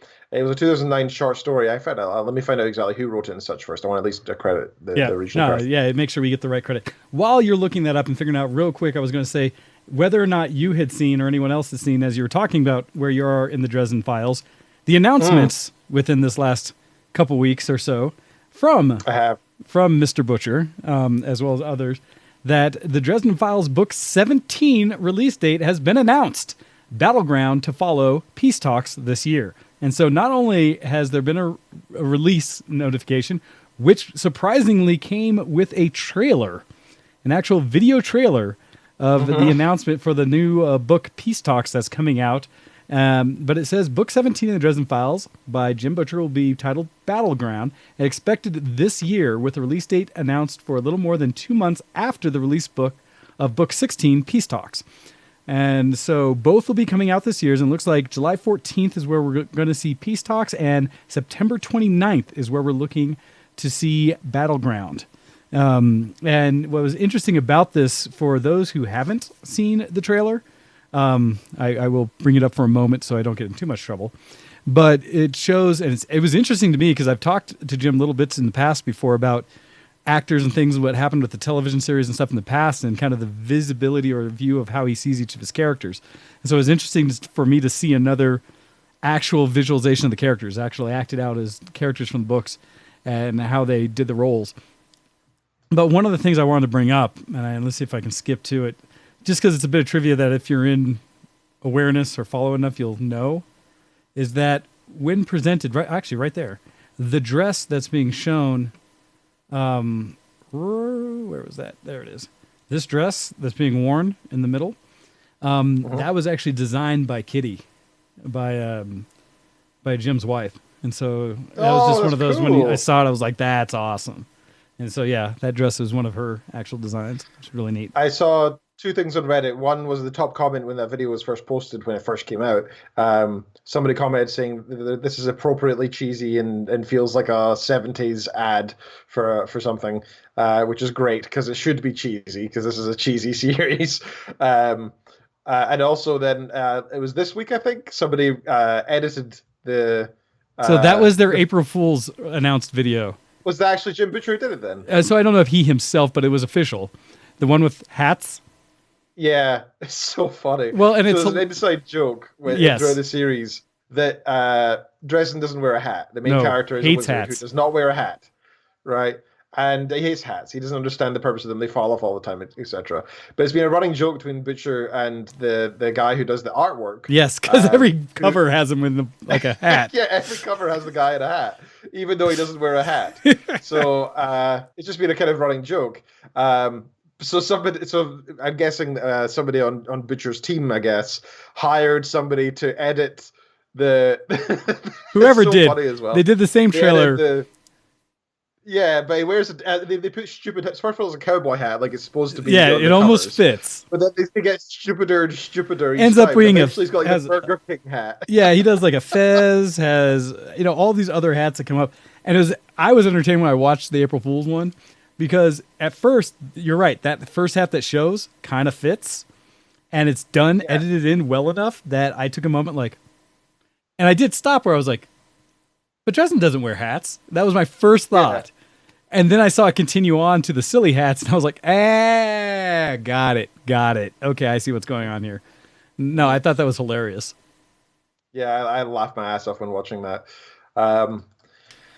So this story is a short story by the American author Andy Weir, originally published on his website GalactNet on August 15th, 2009. It's a popular short story and has been translated into over 30 languages by readers. So this is the story here. You were on your way home when you died. It was a car accident. Nothing particularly remarkable, but fatal nonetheless. You left behind a wife and 2 children. It was a painless death. The EMTs tried their best to save you, but to no avail. Your body was so utterly shattered you were better off, trust me. And that's when you met me. What happened? You asked. Where am I? You died, said I matter-of-factly. No point in mincing words. There was a truck. It was skidding? Yep, I said. I died? Yep, but don't feel bad about it. Everyone dies, I said. You looked around. There was nothingness, just you and me. What is this place? You asked. Is this the afterlife? More or less, I said. Are you God? You asked. Yep, I replied. I'm God. My kids. My wife, you said. What about them? Will they be all right? That's what I like to see, I said. You just died and your main concern is for your family. That's good stuff right there. You looked down at me with fascination. To you, I didn't look like a god. I just looked like some man, or possibly a woman, some vague authority figure, maybe. More of a grammar school teacher than the Almighty. Don't worry, I said. They'll be fine. Your kids will remember you as perfect in every way. They didn't have the time to grow contempt for you. Your wife will cry on the outside, but in secret she'll actually be relieved. To be fair, your marriage was falling apart. If it's any consolation, she'll feel very guilty for feeling relieved. Oh, you said. So what happens now? Do I go to heaven or hell or something? Neither, I said. You'll be reincarnated. Ah, you said. So the Hindus were right. All religions are right in their own way, I said. Walk with me. You followed along as we strode through the void. Where are we going? Nowhere in particular, I said. It's just nice to walk while we talk. So what's the point then, you asked. When I get reborn, I'll just be a blank slate, right? A baby. So all my experiences and everything I did in my life won't matter. Not so, I said. You have within you all the knowledge and experiences of all your past lives. You just don't remember them right now. I stopped walking and took you by the shoulders. Your soul is more magnificent, beautiful, and gigantic than you can possibly imagine. A human mind can only contain a tiny fraction of what you are. It's like sticking your finger in a glass of water to see if it's hot or cold. You put a tiny part of yourself into the vessel, and when you bring it back out, you've gained all the experiences it had. You've been in a human for the last 48 years, so you haven't stretched out yet and felt the rest of your immense consciousness. If we hung out here long enough, you'd start remembering everything. But there's no point in doing that between each life. How many times have I been reincarnated then? Oh, lots and lots. And into lots of different lives, I said. This time around, you'll be a Chinese peasant girl in 540 AD. Wait, what? You stammered. You're sending me back in time? Well, I guess technically, time, as you know it, only exists in your universe. Things are a little bit different where I come from. Where you come from? You said. Oh, sure, I explained. I come from somewhere else, and there are others like me. I know you'll want to know what it's like there, but honestly, you wouldn't understand. Oh, you said, a little down. But wait, if I get reincarnated to other places in time, I could have interacted with myself at some point. Sure, happens all the time. And with both lives only aware of their own lifespan, you don't even know what's happening. So what's the point of all? Seriously? I asked. Seriously? You're asking me for the meaning of life? Isn't that a little stereotypical? Well, it's a reasonable question, you persisted. I looked at you in the eye. The meaning of life, the reason I made this whole universe, is for you to mature. You mean mankind? You want us to mature? No, just you. I made this whole universe for you. With each life, you grow and mature and become a little larger and have a greater intellect. Just me? What about everybody else? There is no everybody else, I said. In this universe, there's just you and me. You stared blankly at me. But all the people on Earth. All you. Different incarnations of you. Wait, I'm everyone? Now you're getting it, I said, with a congratulatory slap on the back. I'm every human being who ever lived? Or who ever will live, yes. I'm Abraham Lincoln, and you're John Wilkes Booth, too, I added. I'm Hitler, you said, appalled, and you're the millions that he killed. I'm Jesus, and you're everyone who followed him. You fell silent. Every time you victimize someone, I said, you were victimizing yourself. Every act of kindness you've done to yourself.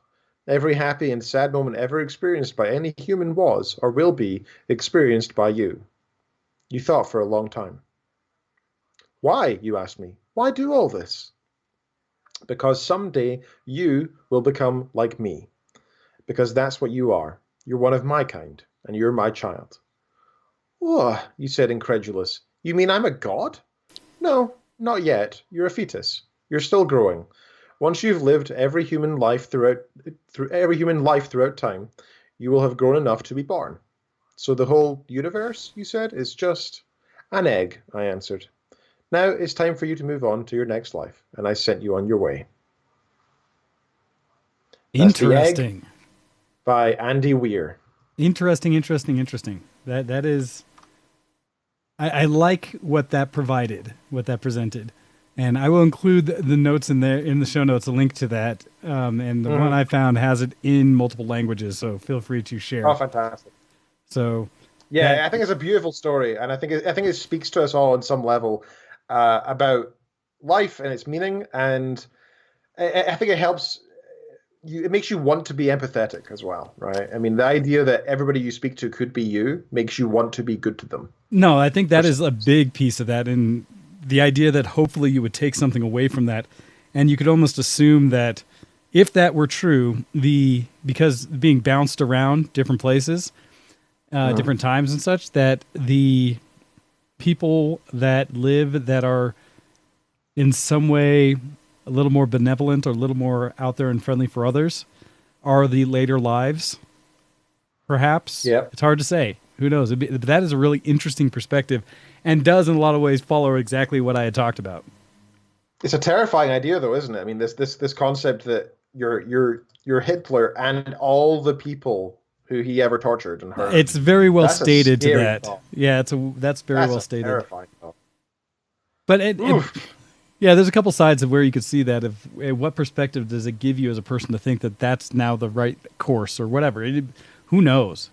I've often, if there was any semblance of truth to, depending on your beliefs of what we all are, wow, awfully philosophical at the moment, that even if it were my ability to unlock genetic memories or things like that, some experiences that have been passed down through what all the, nature that is put together to become who I am, to be able to tap into that in some way would be amazing. If there is things like genetic memory or anything else like that. All right. I can't. Right? That'd be crazy. I was going to say, just for this show alone, I don't know if I can keep on to this one because I have to process more of that thought to think, what else could that be or mean, or what would people go with? That's the kind of thing you think about late at night, right? You're trying to drift off to sleep, and that comes along. That's still happens. That'll be that little meme thing of the whatever the shot of you going to bed and the brain saying, "Hey, are you going to sleep?" And then it presents a fact at the end to keep you awake. Yeah, just do that same one with the egg and have it be the end there. Nice. All right. So, other than philosophy and reading, but that was really cool. You also said you've been doing some photography with your time, Ken. The show and stuff. So I did some photography. Basically, 2 days ago we were, or 3 days ago, we were sitting on our little balcony, and we were visited by both a bunch of chickadees, which by the way are such beautiful little birds. I love them, and some sparrows. And outside we also met Stephen, which is the name that Kitten has given to the groundhog that lives directly opposite us. Okay. A little hole there. I had never seen a groundhog until then, by the way. That was my first groundhog I ever saw. And that was really nice to see. He's a cute little guy, lives in a little hole just opposite our house, and he hops out and eats some grass and then goes back in. And I tried to take some photos of him. They didn't turn out too well because my zoom is not particularly zoomy. It adds a lot of vignette to it, sadly. But still, that was my camera in my hand, and I had taken my first few shots here in America since actually getting here. And I thought, why don't I keep this out? And so I took some photos of some birds, and we got visited by Cyril, who is this pure black, anti-albino squirrel that is native to the area of Ingham County in Michigan. And the reason for that is the guy who made the cereal, Kellogg's cereal, right? Yes. Kellogg himself was a nut job, like for many reasons, Yes, including the he fact was. that he thought his cereal would prevent masturbation. He was so many things. Yes, one of the things he did do is he got all the black squirrels he could find across the US and brought them all to this area here where he lived, because he wanted them to kill off all the other squirrels, because he didn't like the red squirrels and the gray squirrels. So he brought all these black squirrels here. So the Wow. biggest population of black squirrels in the entire world is actually where I live because of Kellogg and his craziness. So they're super rare, and that's kind of a nice thing because we see them so frequently. And I've always wanted to go out and take some photos of them, but now we had one visiting us frequently. He comes up for the birdseed. So I took a bunch of photos of Cyril, took some of some chickadees and such, and I've been playing with those and taking photos, editing and such. I haven't been paying for Lightroom, so I was looking for an alternative to edit my photos with, and I came across something called Luminar, which I hadn't actually used before. Okay. It's actually quite a nice bit of kit. It focuses more on like artificial intelligence and tools such as that. And it openly says, here's a slider for how much AI will be used for the structure, how much AI will be used for the color and such. And sometimes it does a good job, sometimes it doesn't. And that's okay, because it has quite a lot of other standard editing tools in there as well. It's also got a bunch of sort of filters. They're sort of as you'd expect from like Instagram or whatever. But some of them are pretty good. Like they're pretty much just presets that you see in Lightroom. So they're pretty good. And I quite enjoy it. And unlike Lightroom, it's not a subscription model. It's a one-off payment for a license. I think it's like $90 you need to pay. So it's quite steep. If you're an educator like I am, you can get it for $67 somewhere online, I think. I haven't shelled out for it because I don't want to throw away that kind of money right now on something that's not really necessary. So I'm on the free trial for 7 days. So that's why I've been trying to do as much photography as I can. I also jumped back on a Guru Shots for the first time in forever, and realized that they've implemented a new challenge for gurus. So once you reach guru status, which means you've won a competition, there's no longer just guru and that's it. There's guru 1, guru 2, all the way up to guru 8. So you have all these different skills you can level up with again. So I'm currently guru 1, which means not only did I pass my competition and win a competition, but I also have won 300. Well, not one. I've been in the top rank for 300 competitions of All-Star. And I've also been in the top 100 overall for 30 competitions. Nice. Which got me my next rank. To get Guru 8, you need to have not just... So, like I said, I'm in the top 300 All-Stars. I've won 300 competitions as All-Star. But to get to Guru 8, which is 7 ranks above me, I need to have won 29,000 of those. Ooh. I've only won 500. So I thought I was doing well, but I'm not. I need to be in the top 100 rank 2,300 times, but I've only been in the top 100 for best photos out of tens of thousands. Only 45 times. Only. Right. So I think I'm still pleased to be a guru. I think getting there is quite hard. But this feels more like a number crunching thing rather than a skill thing. I mean, yeah, you need to be top 100, but it's more to do with how many competitions you take part in than it is to just achieve it, which is kind of a shame. I mean, like, there's a lot of things in this website, Guru Shots, that are based on skill. For example, Guru Picks, or when another guru picks your photo as being one of the best, and they usually do 100 per competition. So it's not necessarily popular vote, but you have to convince somebody who is well established that your photo is nice. It's a different type of challenge that I appreciate, but that's not involved in any of the ranks from now on for me, which is kind of a shame. I'm like, well, what's the point? I don't feel good about getting a guru pick anymore. Also, if I win another competition, it means nothing. It doesn't help me advance in rank, weirdly enough. Surely winning another competition would be a good thing, maybe for the final rank again or something. I don't know. So there's that. That's I've been doing a lot of stuff with that, and be sure to friend me on Guru Shots as well, if you so please. I quite enjoy uploading all my photos there and taking part in the competitions there. And sir, I'd love to see you in there more. Well, admittedly, my camera is currently doing work right here for all of you each week. I have not taken it off to do... That doesn't count as photography. No, I agree. And I've been doing all kinds of other projects instead of getting out and doing photography. I constantly talk about, and I've had a few bites on it, that whenever we get out of this distancing piece, wanting to set up a group outing for photographers who want to share their ideas and skills and things like that, to try to get some shared knowledge out there. Wanting to do that again, but have not done that yet. That's something I'd like to do. And I'm stuck in a place where I know I want new technology to go along with my cameras and my photography. I know it's not needed. Nope. But I have been researching a lot. My brother and I have talked about it a bunch lately, of some of the new stuff coming out, and there's things that I've been jonesing. It's not on my priority list, but I know there's some things out there I'm watching to see, because I do really want a mirrorless camera, and I really want to move to full frame, like bad, but I will hold off. I don't need this. Or no, other priorities. Such a waste of money, sir. There's so many other things. Not a waste of money. It's still such a good thing. Full frame camera would be awesome. It would be cool and unnecessary. It would just be that upgrade in the things I'm doing. But no, I have not gone out and done any true photography for a while. In fact, more recently than not, most of mine has been challenging what I can do on a phone versus what I can do on an SLR, just to kind of get myself past the crutch of it having to be this lens, this body, these things like that, to still pull out what are decent photos. So, but I do need to get back to it. Camera is a perfect phone is a perfectly acceptable camera.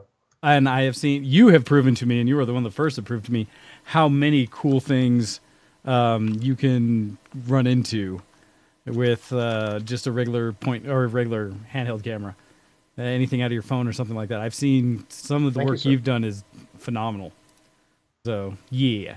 Let alone, I need to check in with a friend from work who was asking me about what cameras she and her husband should pick up to start working kind of as a step up, because she has the SLR, and I told her she should probably go to a point shoot because of the status of what kind of photos they shoot, mostly vacation, things like that, and wanting the portability. And I'm curious to whether or not they picked it up or not. I need to go check. But yeah, no, I do need to get back into it in some form, as I totally don't remember my password or account or anything. Are you trying to get into Guru Shots just now? Yeah, I was just looking like, I forget. Oh, well. For now. So yeah, I think they I'm not sure if they lock accounts after some time, because I had a lot of problem getting into mine. I had to reset my password as well. I'll probably have to. I'll have to check it again. But yeah, no, it should be fine. You told me, I was like, yeah, I haven't looked there for a while. But man, you've done some work. But then your photography, I've always told you, is quite good. All right. As is yours, sir, and I always thoroughly enjoy seeing yours. And the good thing about Guru Shots is it not only encourages you to do more, which is by itself is a fantastic thing, but also encourages you to see what other people are up to, and you want to go perspectives and other things and the kind of things people are interested in. No, it's cool. It gives you a more robust look. All right, so I did want to talk about a few things I've been doing geek-wise that have been helping me get through the days. I will run through some of it a little quick, just because we're coming up on the end of the show here soon. But I continue to play League of Legends, mostly ARAMs, although I did start jumping back into some of the teamfight tactics. They are in a new place with whatever this dark power piece is that they're doing that I've started playing a little bit of again. That's my one place I play ranked. I tried it out. Did you? I have a page I could share for you that makes life much easier. It's again stuff. I don't know. A lot of it feels pretty random so far. It is. Much of it's actually skill based. Lots of random number generator. Lots of what comes at you. For me, it's usually a matter of what am I trying to accomplish this round. Like now that I'm playing, because that's the one place I play ranked, I will more often go for a somewhat good team, and I just want to get into the top 4 so that I progress my rank, get points up. I've gotten top 2 several times, top 3 several times, which is still fairly tough and depends on what team comp you have and what the RNG does. Otherwise, Riot continues to give little bonus things for things to accomplish during the game, and some of them are in TFT, where it's like build a team that gets all 6 champs being cybernetics type, so you get that bonus. I've yet to accomplish that one, but I realize I'm only playing that on normal because that is not the most powerful team comp right now, and I'm sacrificing the ability to win to try to get that thing done. But I have been playing those. They're fun. The thing about TFT also is I don't ever really need to play with a group or others, because it's like I'm actually playing against you then versus being on my same team in an ARAM. So we'll see. I was tempted for like half a second, so don't jump on it, to think, oh, now that I'm home not doing anything else, maybe I should play some more regular ranked. And I was like, I'm totally going to jump on that. Dumb. Why would I do that? I'm totally going to jump on you with that thought. Instead, what else I've been playing has been a lot, yesterday especially, of Call of Duty Warzone. The free-to-play Battle Royale mode in Call of Duty that supports up to 150 players in a match with 3 people per team, as well as they have a solo mode, has been surprisingly fun. I've been playing a lot with a lot of my older, Call of Duty friends. So Campo, and I was with, who else had I played with just recently? I don't want to say the regular name. I want to say the gaming name. But anyhow, they, because it still feels like Call of Duty when you're shooting stuff, which is nice. Compared to a lot of the other FPSs I've played, I've definitely put more time into Call of Duty series more than any of the others. And so that's nice. And I've done surprisingly well in the game, and I feel more comfortable playing it action-y versus PUBG or other ones where I'm much more hide and wait till the end. This one I'm more like, all right, let's go kill people. And it just, it works well. Graphically, it's great. The locomotion in it feels good. Still getting used to drops and how to optimize distance when you jump out of the plane, having to cut your chute and redeploy it to kind of get maximum range of time. Here. It has a lot of that, but without all the building stuff that I can't keep up on Fortnite. Yeah, I'm crap at that. Yeah, well, and it's nice because I don't need to optimize every gun to a crazy degree, because what Call of Duty got rid of a little bit was some of the, I picked up this stock for this gun or this thing for this gun as mods, which you get in PUBG a lot and make a big difference. In Call of Duty, it's much more you just got the gun, go shoot people. But you can optimize and get those kind of things with certain levels of the gun of how high or nice they are. They'll have better scopes and other attachments already, but you don't break down the attachments. And so it takes away some of the micromanaging in the game, which in some games is great because you get those things of now I have this scope, now I have this clip, now I have this whatever, I can be more effective. This one, it's more like I got this gun and it's generally a legendary or an epic or whatever. I'm going to go pew-pew with it. So it's hit a nice balance for me with the Battle Royale games. That's been a lot of fun recently. It plays wonderfully. It has that nice, more action-y feel than most of the others I've done. Also, when it comes to gaming, I have jumped a little bit back into some of emulation things that are out there. There have been some updates since last I played, and I wanted to continue, and see if I have the mindset to do so this week, more of my travel through the Zelda series, as I am still on Windwaker. Unfortunately, I found that when I was doing some updating and moving things, I destroyed my save game file. Oh, shoot. So I am starting that game over. And so when I jump back into it, I think I may even still have it running right now. Yeah, I think it's sitting there in a window saying, ready to play, just click me.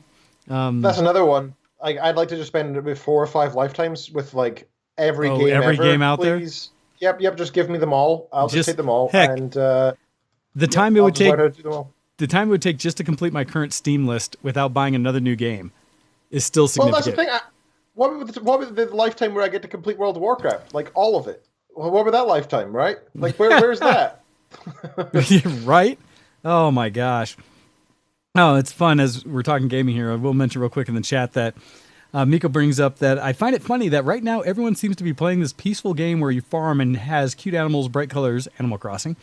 But she and John are playing a dark game with lots of death and infection and danger, 7 Days to Die. So it's interesting because that is actually a pretty good take on what a lot of gaming has done, kind of the either or, both sides of it, where I have seen a lot of people jump on Animal Crossing. Holy cow, if you have a Switch, you probably have Animal Crossing and have been playing it, and you probably are not just pulling weeds like I ever did in that game, but are actually doing things.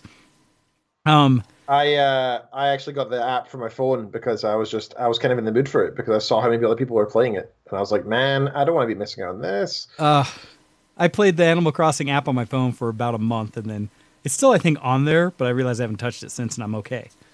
So I've touched the game. I'm aware of the game. No desire myself. But the other side is the people who are jumping on all of the various survival games that are out there and play the junk out of those because they're almost like, I'm going to prepare for now and what the world is doing and how crazy it is. Let's play survival games. Where my personal one is I need to go back and finish playing some more Half-Life Alyx in VR because that game is creepy as all sin. and is fun and great. And again, the best VR experience I've ever had.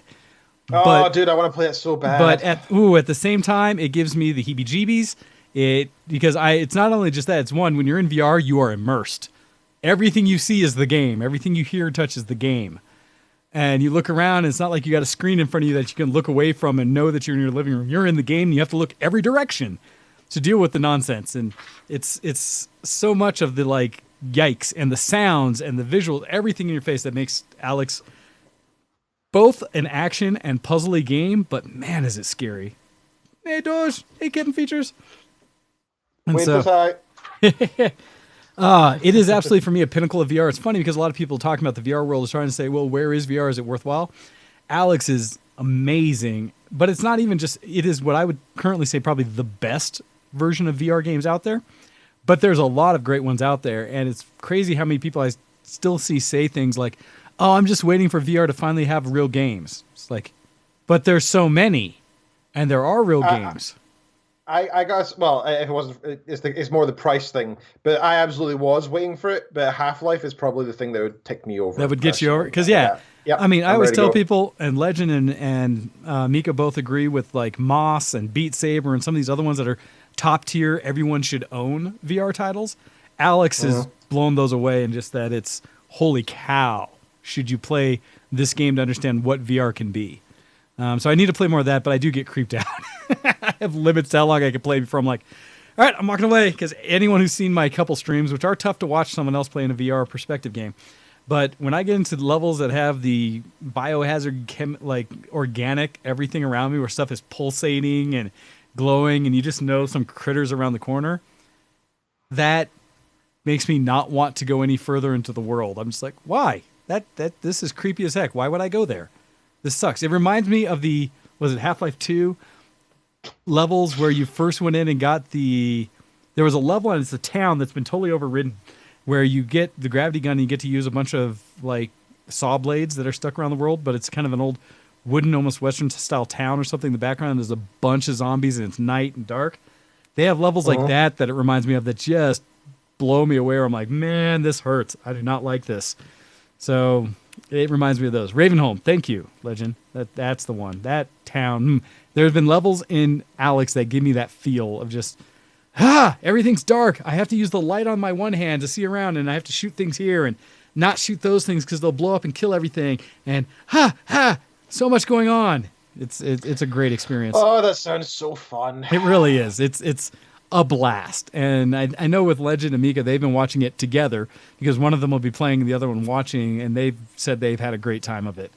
It's great VR. Beyond that one, like I said, I want to get back in there and play some Windwaker because I'd like to finish going through those. But that's what I've been doing primarily for gaming. I've also been doing things, just consuming of media. For me, I've caught up with almost every series. I need to go back and acquire the last couple episodes of a few shows that I haven't seen yet. But I've kind of gotten to the end of the internet when it came to certain anime I've been watching. So I had caught up, although I think I'm an episode or two behind now because I had started them all of a couple of weeks ago and caught through every episode of Boruto. I think I'm 1 or 2 episodes behind now, but I had caught up. Wow, I didn't know it was possible to finish them. Well, so that one, because I've seen all of Naruto, all of Shippuden, and now I had caught up to Boruto, and I think I may be in a couple episodes behind, because that's at 150-some episodes, I think.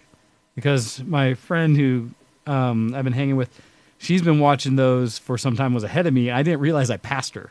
And I was like, oh. And then I went to watch the next episode, and I was like, why is it showing me the first episode? I had to look on Crunchyroll and go, oh, I caught up. Okay, what anime am I watching next? I had caught up. I need to go back to because I've had a few more of My Hero Academia.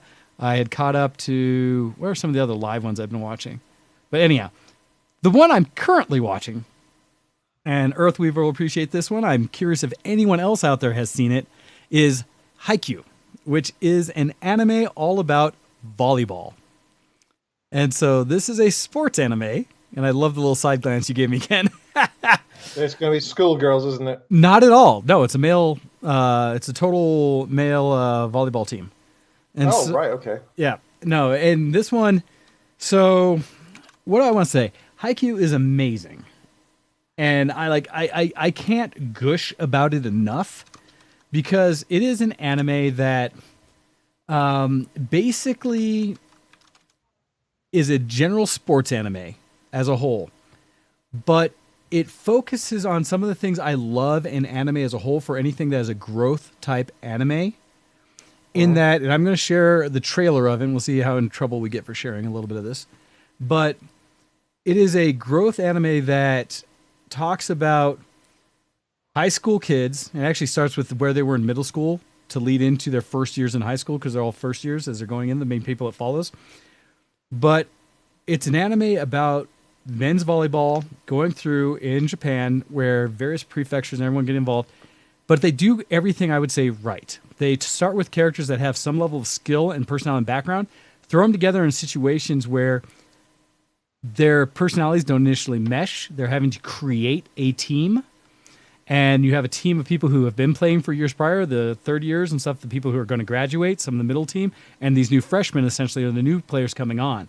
And kind of that balance between all of them and how they have to adapt to situations from first being not a team to then figuring out what it is to be a team, and then to continue on and have to progress into these various matches they have against significantly better teams that are out there, and how they progress as a whole. And it's great because they have everything from raw talent in these new kids coming into the team to seasoned, people who had been playing, but on a team that had dropped off over the years, that had several seasons past, had been the top performing team in the country essentially, and had since fallen off.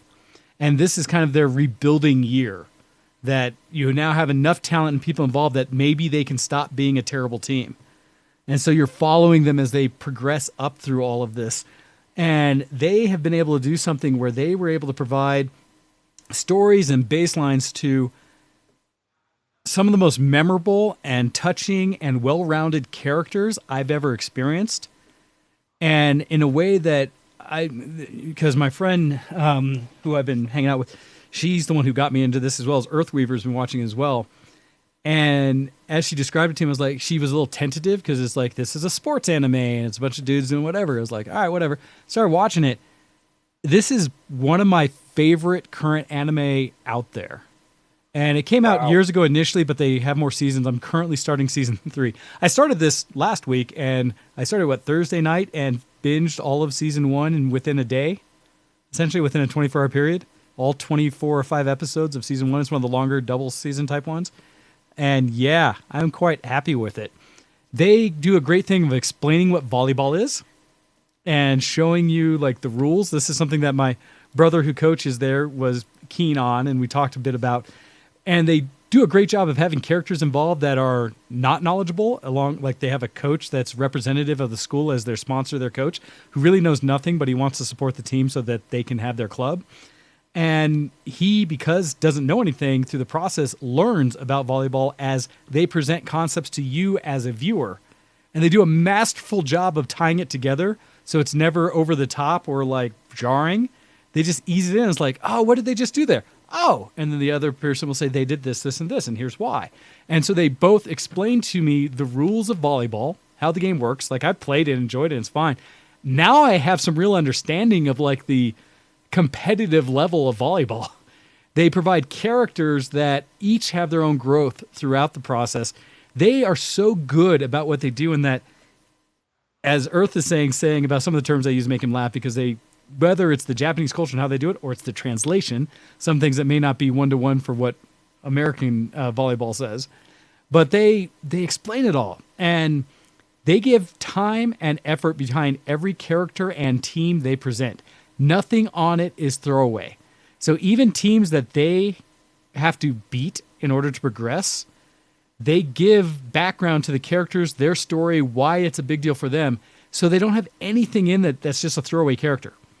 And I was so impressed that they were able to show the feeling of getting into a competitive level in a tournament and a team losing, but why it was such a meaningful thing for that team, or how they rallied at the end and such like that. In that one episode, they show the match, which is some of the best animation I've seen for sports, but they've also gone in and shown then, when that team's losing, a story of their captain and back to what they were trying to do to motivate their team.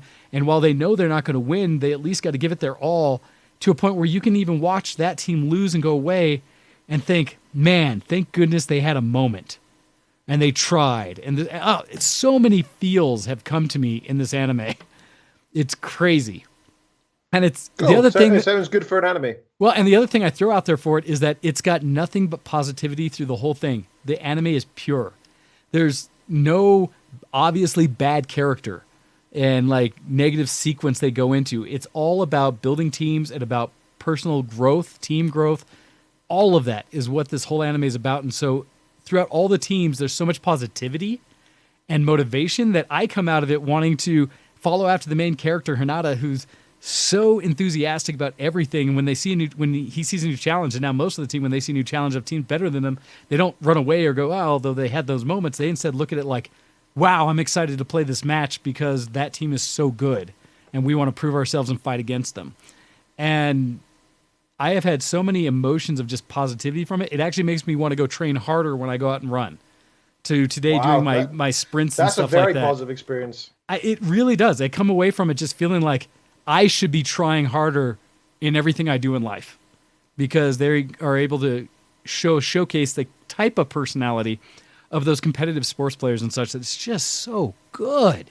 So good. And like I said, I care about every character in it. There were characters I was telling my friend that I wasn't as keen on initially. I was like, well, I mean, I like all these characters. This guy's an ass. And then no more than an episode or two later, they did a whole backstory to that person's motivation and came out of it with me going like, okay, now I like them as well because now they're finally trying it and they did their whole turning point in the thing. So they're no longer a character for me to dislike. It's so much positivity across the board. I'm loving it. Loving it. So throwing that out there to everybody to check out if you're into anime, even if you're not a sports kind of person. Haikyu is just so good. So good. All right. Talking to you, sports fans. Beyond that, in a similar way, but also let's go. I'm sharing one of my old favorites, Initial D, all about car racing and progression. It's funny to compare the two anime because that one is made back in the late 90s. And the progression time frame of it, how the acts are like, it doesn't flow as quickly as Haikyu does, but it does a lot of the same kind of progression and character growth of certain ones, although it's a lot more cheese because it's late 90s, since it's basically a 20-year-old anime compared to this one. But it's fun to watch that and to introduce my friend to that one as well to see the differences. Other than that, I've been doing the 3D printing. That's a big deal. And yeah, it's kind of what I've been up to. I think my latest one is I'm trying to build, because I've been impressed for more physical challenge stuff, 3D printing a hanger board for rock climbing. Something that actually lets you practice grips and stuff like that. Wow. Okay. I have one of those 3D printing right now, and I looked in my garage, and I have a goal perhaps of actually building a minimal rock wall in my garage that I can, because I have a bunch of 3D models for grips, for various rock climbing grips. And I see an area on my wall, because my garage has about a 15 or 16 foot ceiling, that I could put in some pretty challenging grips and kind of practice rock climbing in my garage. Hey, 3D printing. Cool. Silly stuff. Anyhow, that's what I've been doing. The wall. That's less scary now. No, just those individual grips and such. But that's really what I've been doing that's been geek this week to help pass the time. I was trying to think if I had any articles that I needed to mention before the end of this. There's one because it's timely. And this is for all of you. And that is an incredible bundle offering 40 PC games for the price of $30. And all the funds are going for COVID-19 relief efforts. Our favorite charity-based gaming group for discounts out there, Humble Bundle, currently has a bundle out there for you. And so it was mentioned by GameSpot, but really you can just go to humblebundle.com. And on it, if you look, there's a bundle. I think I bought it. I need to double check. If not, I'm going to buy it. Even though there's a lot on there that I already own. It's called Conquer COVID-19. I'll share a screen on this one again.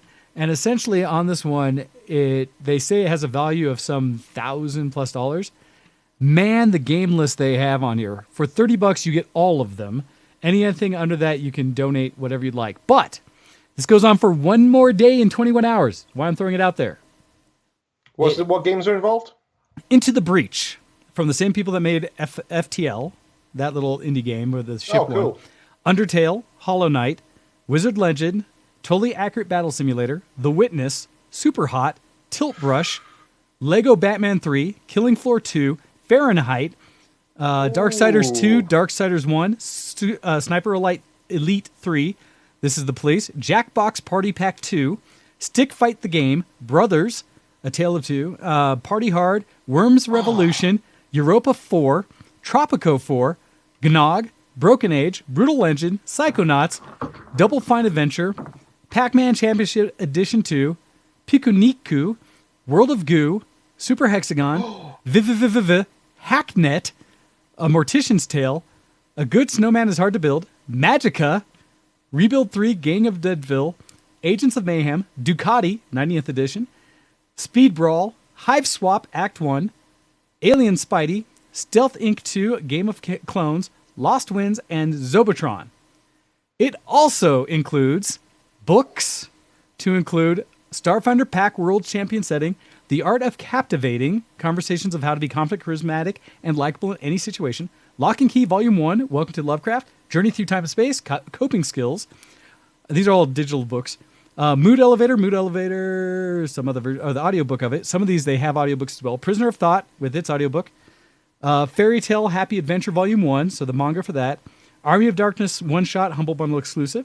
They've got Red Sonja. These are like comics of it. The Boys Volume 1.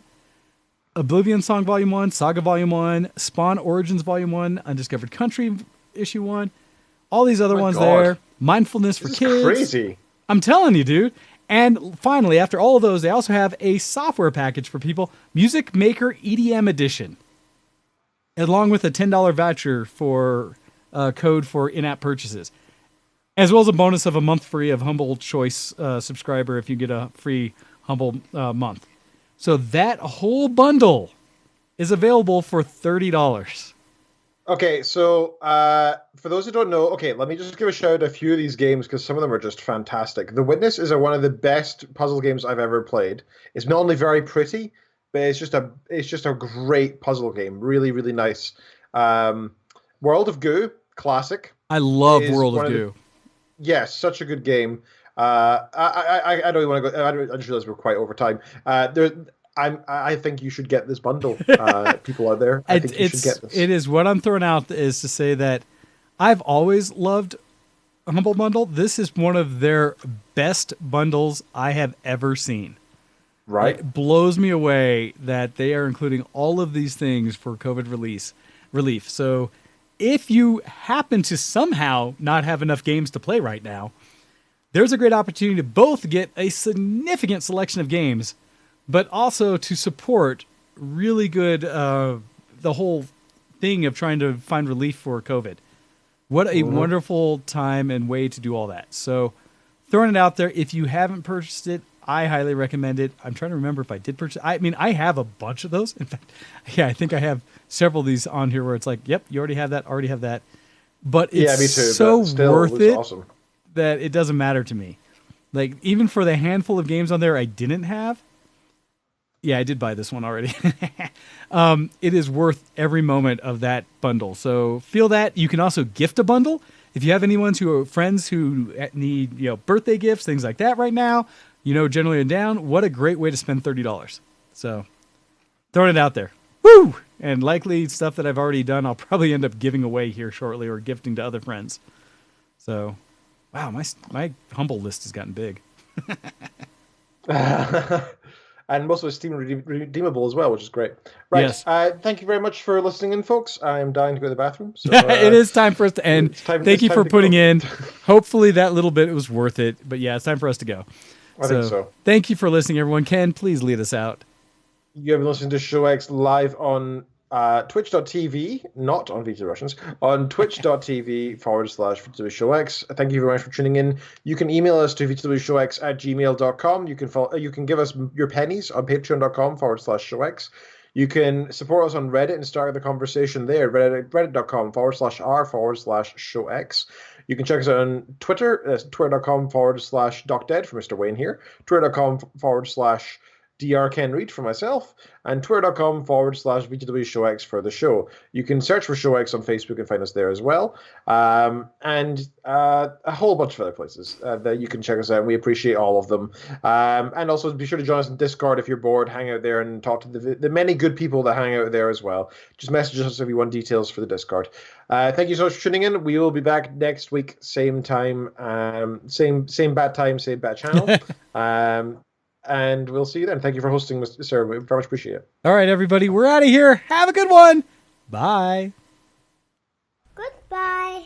See you next zombie. Grandad.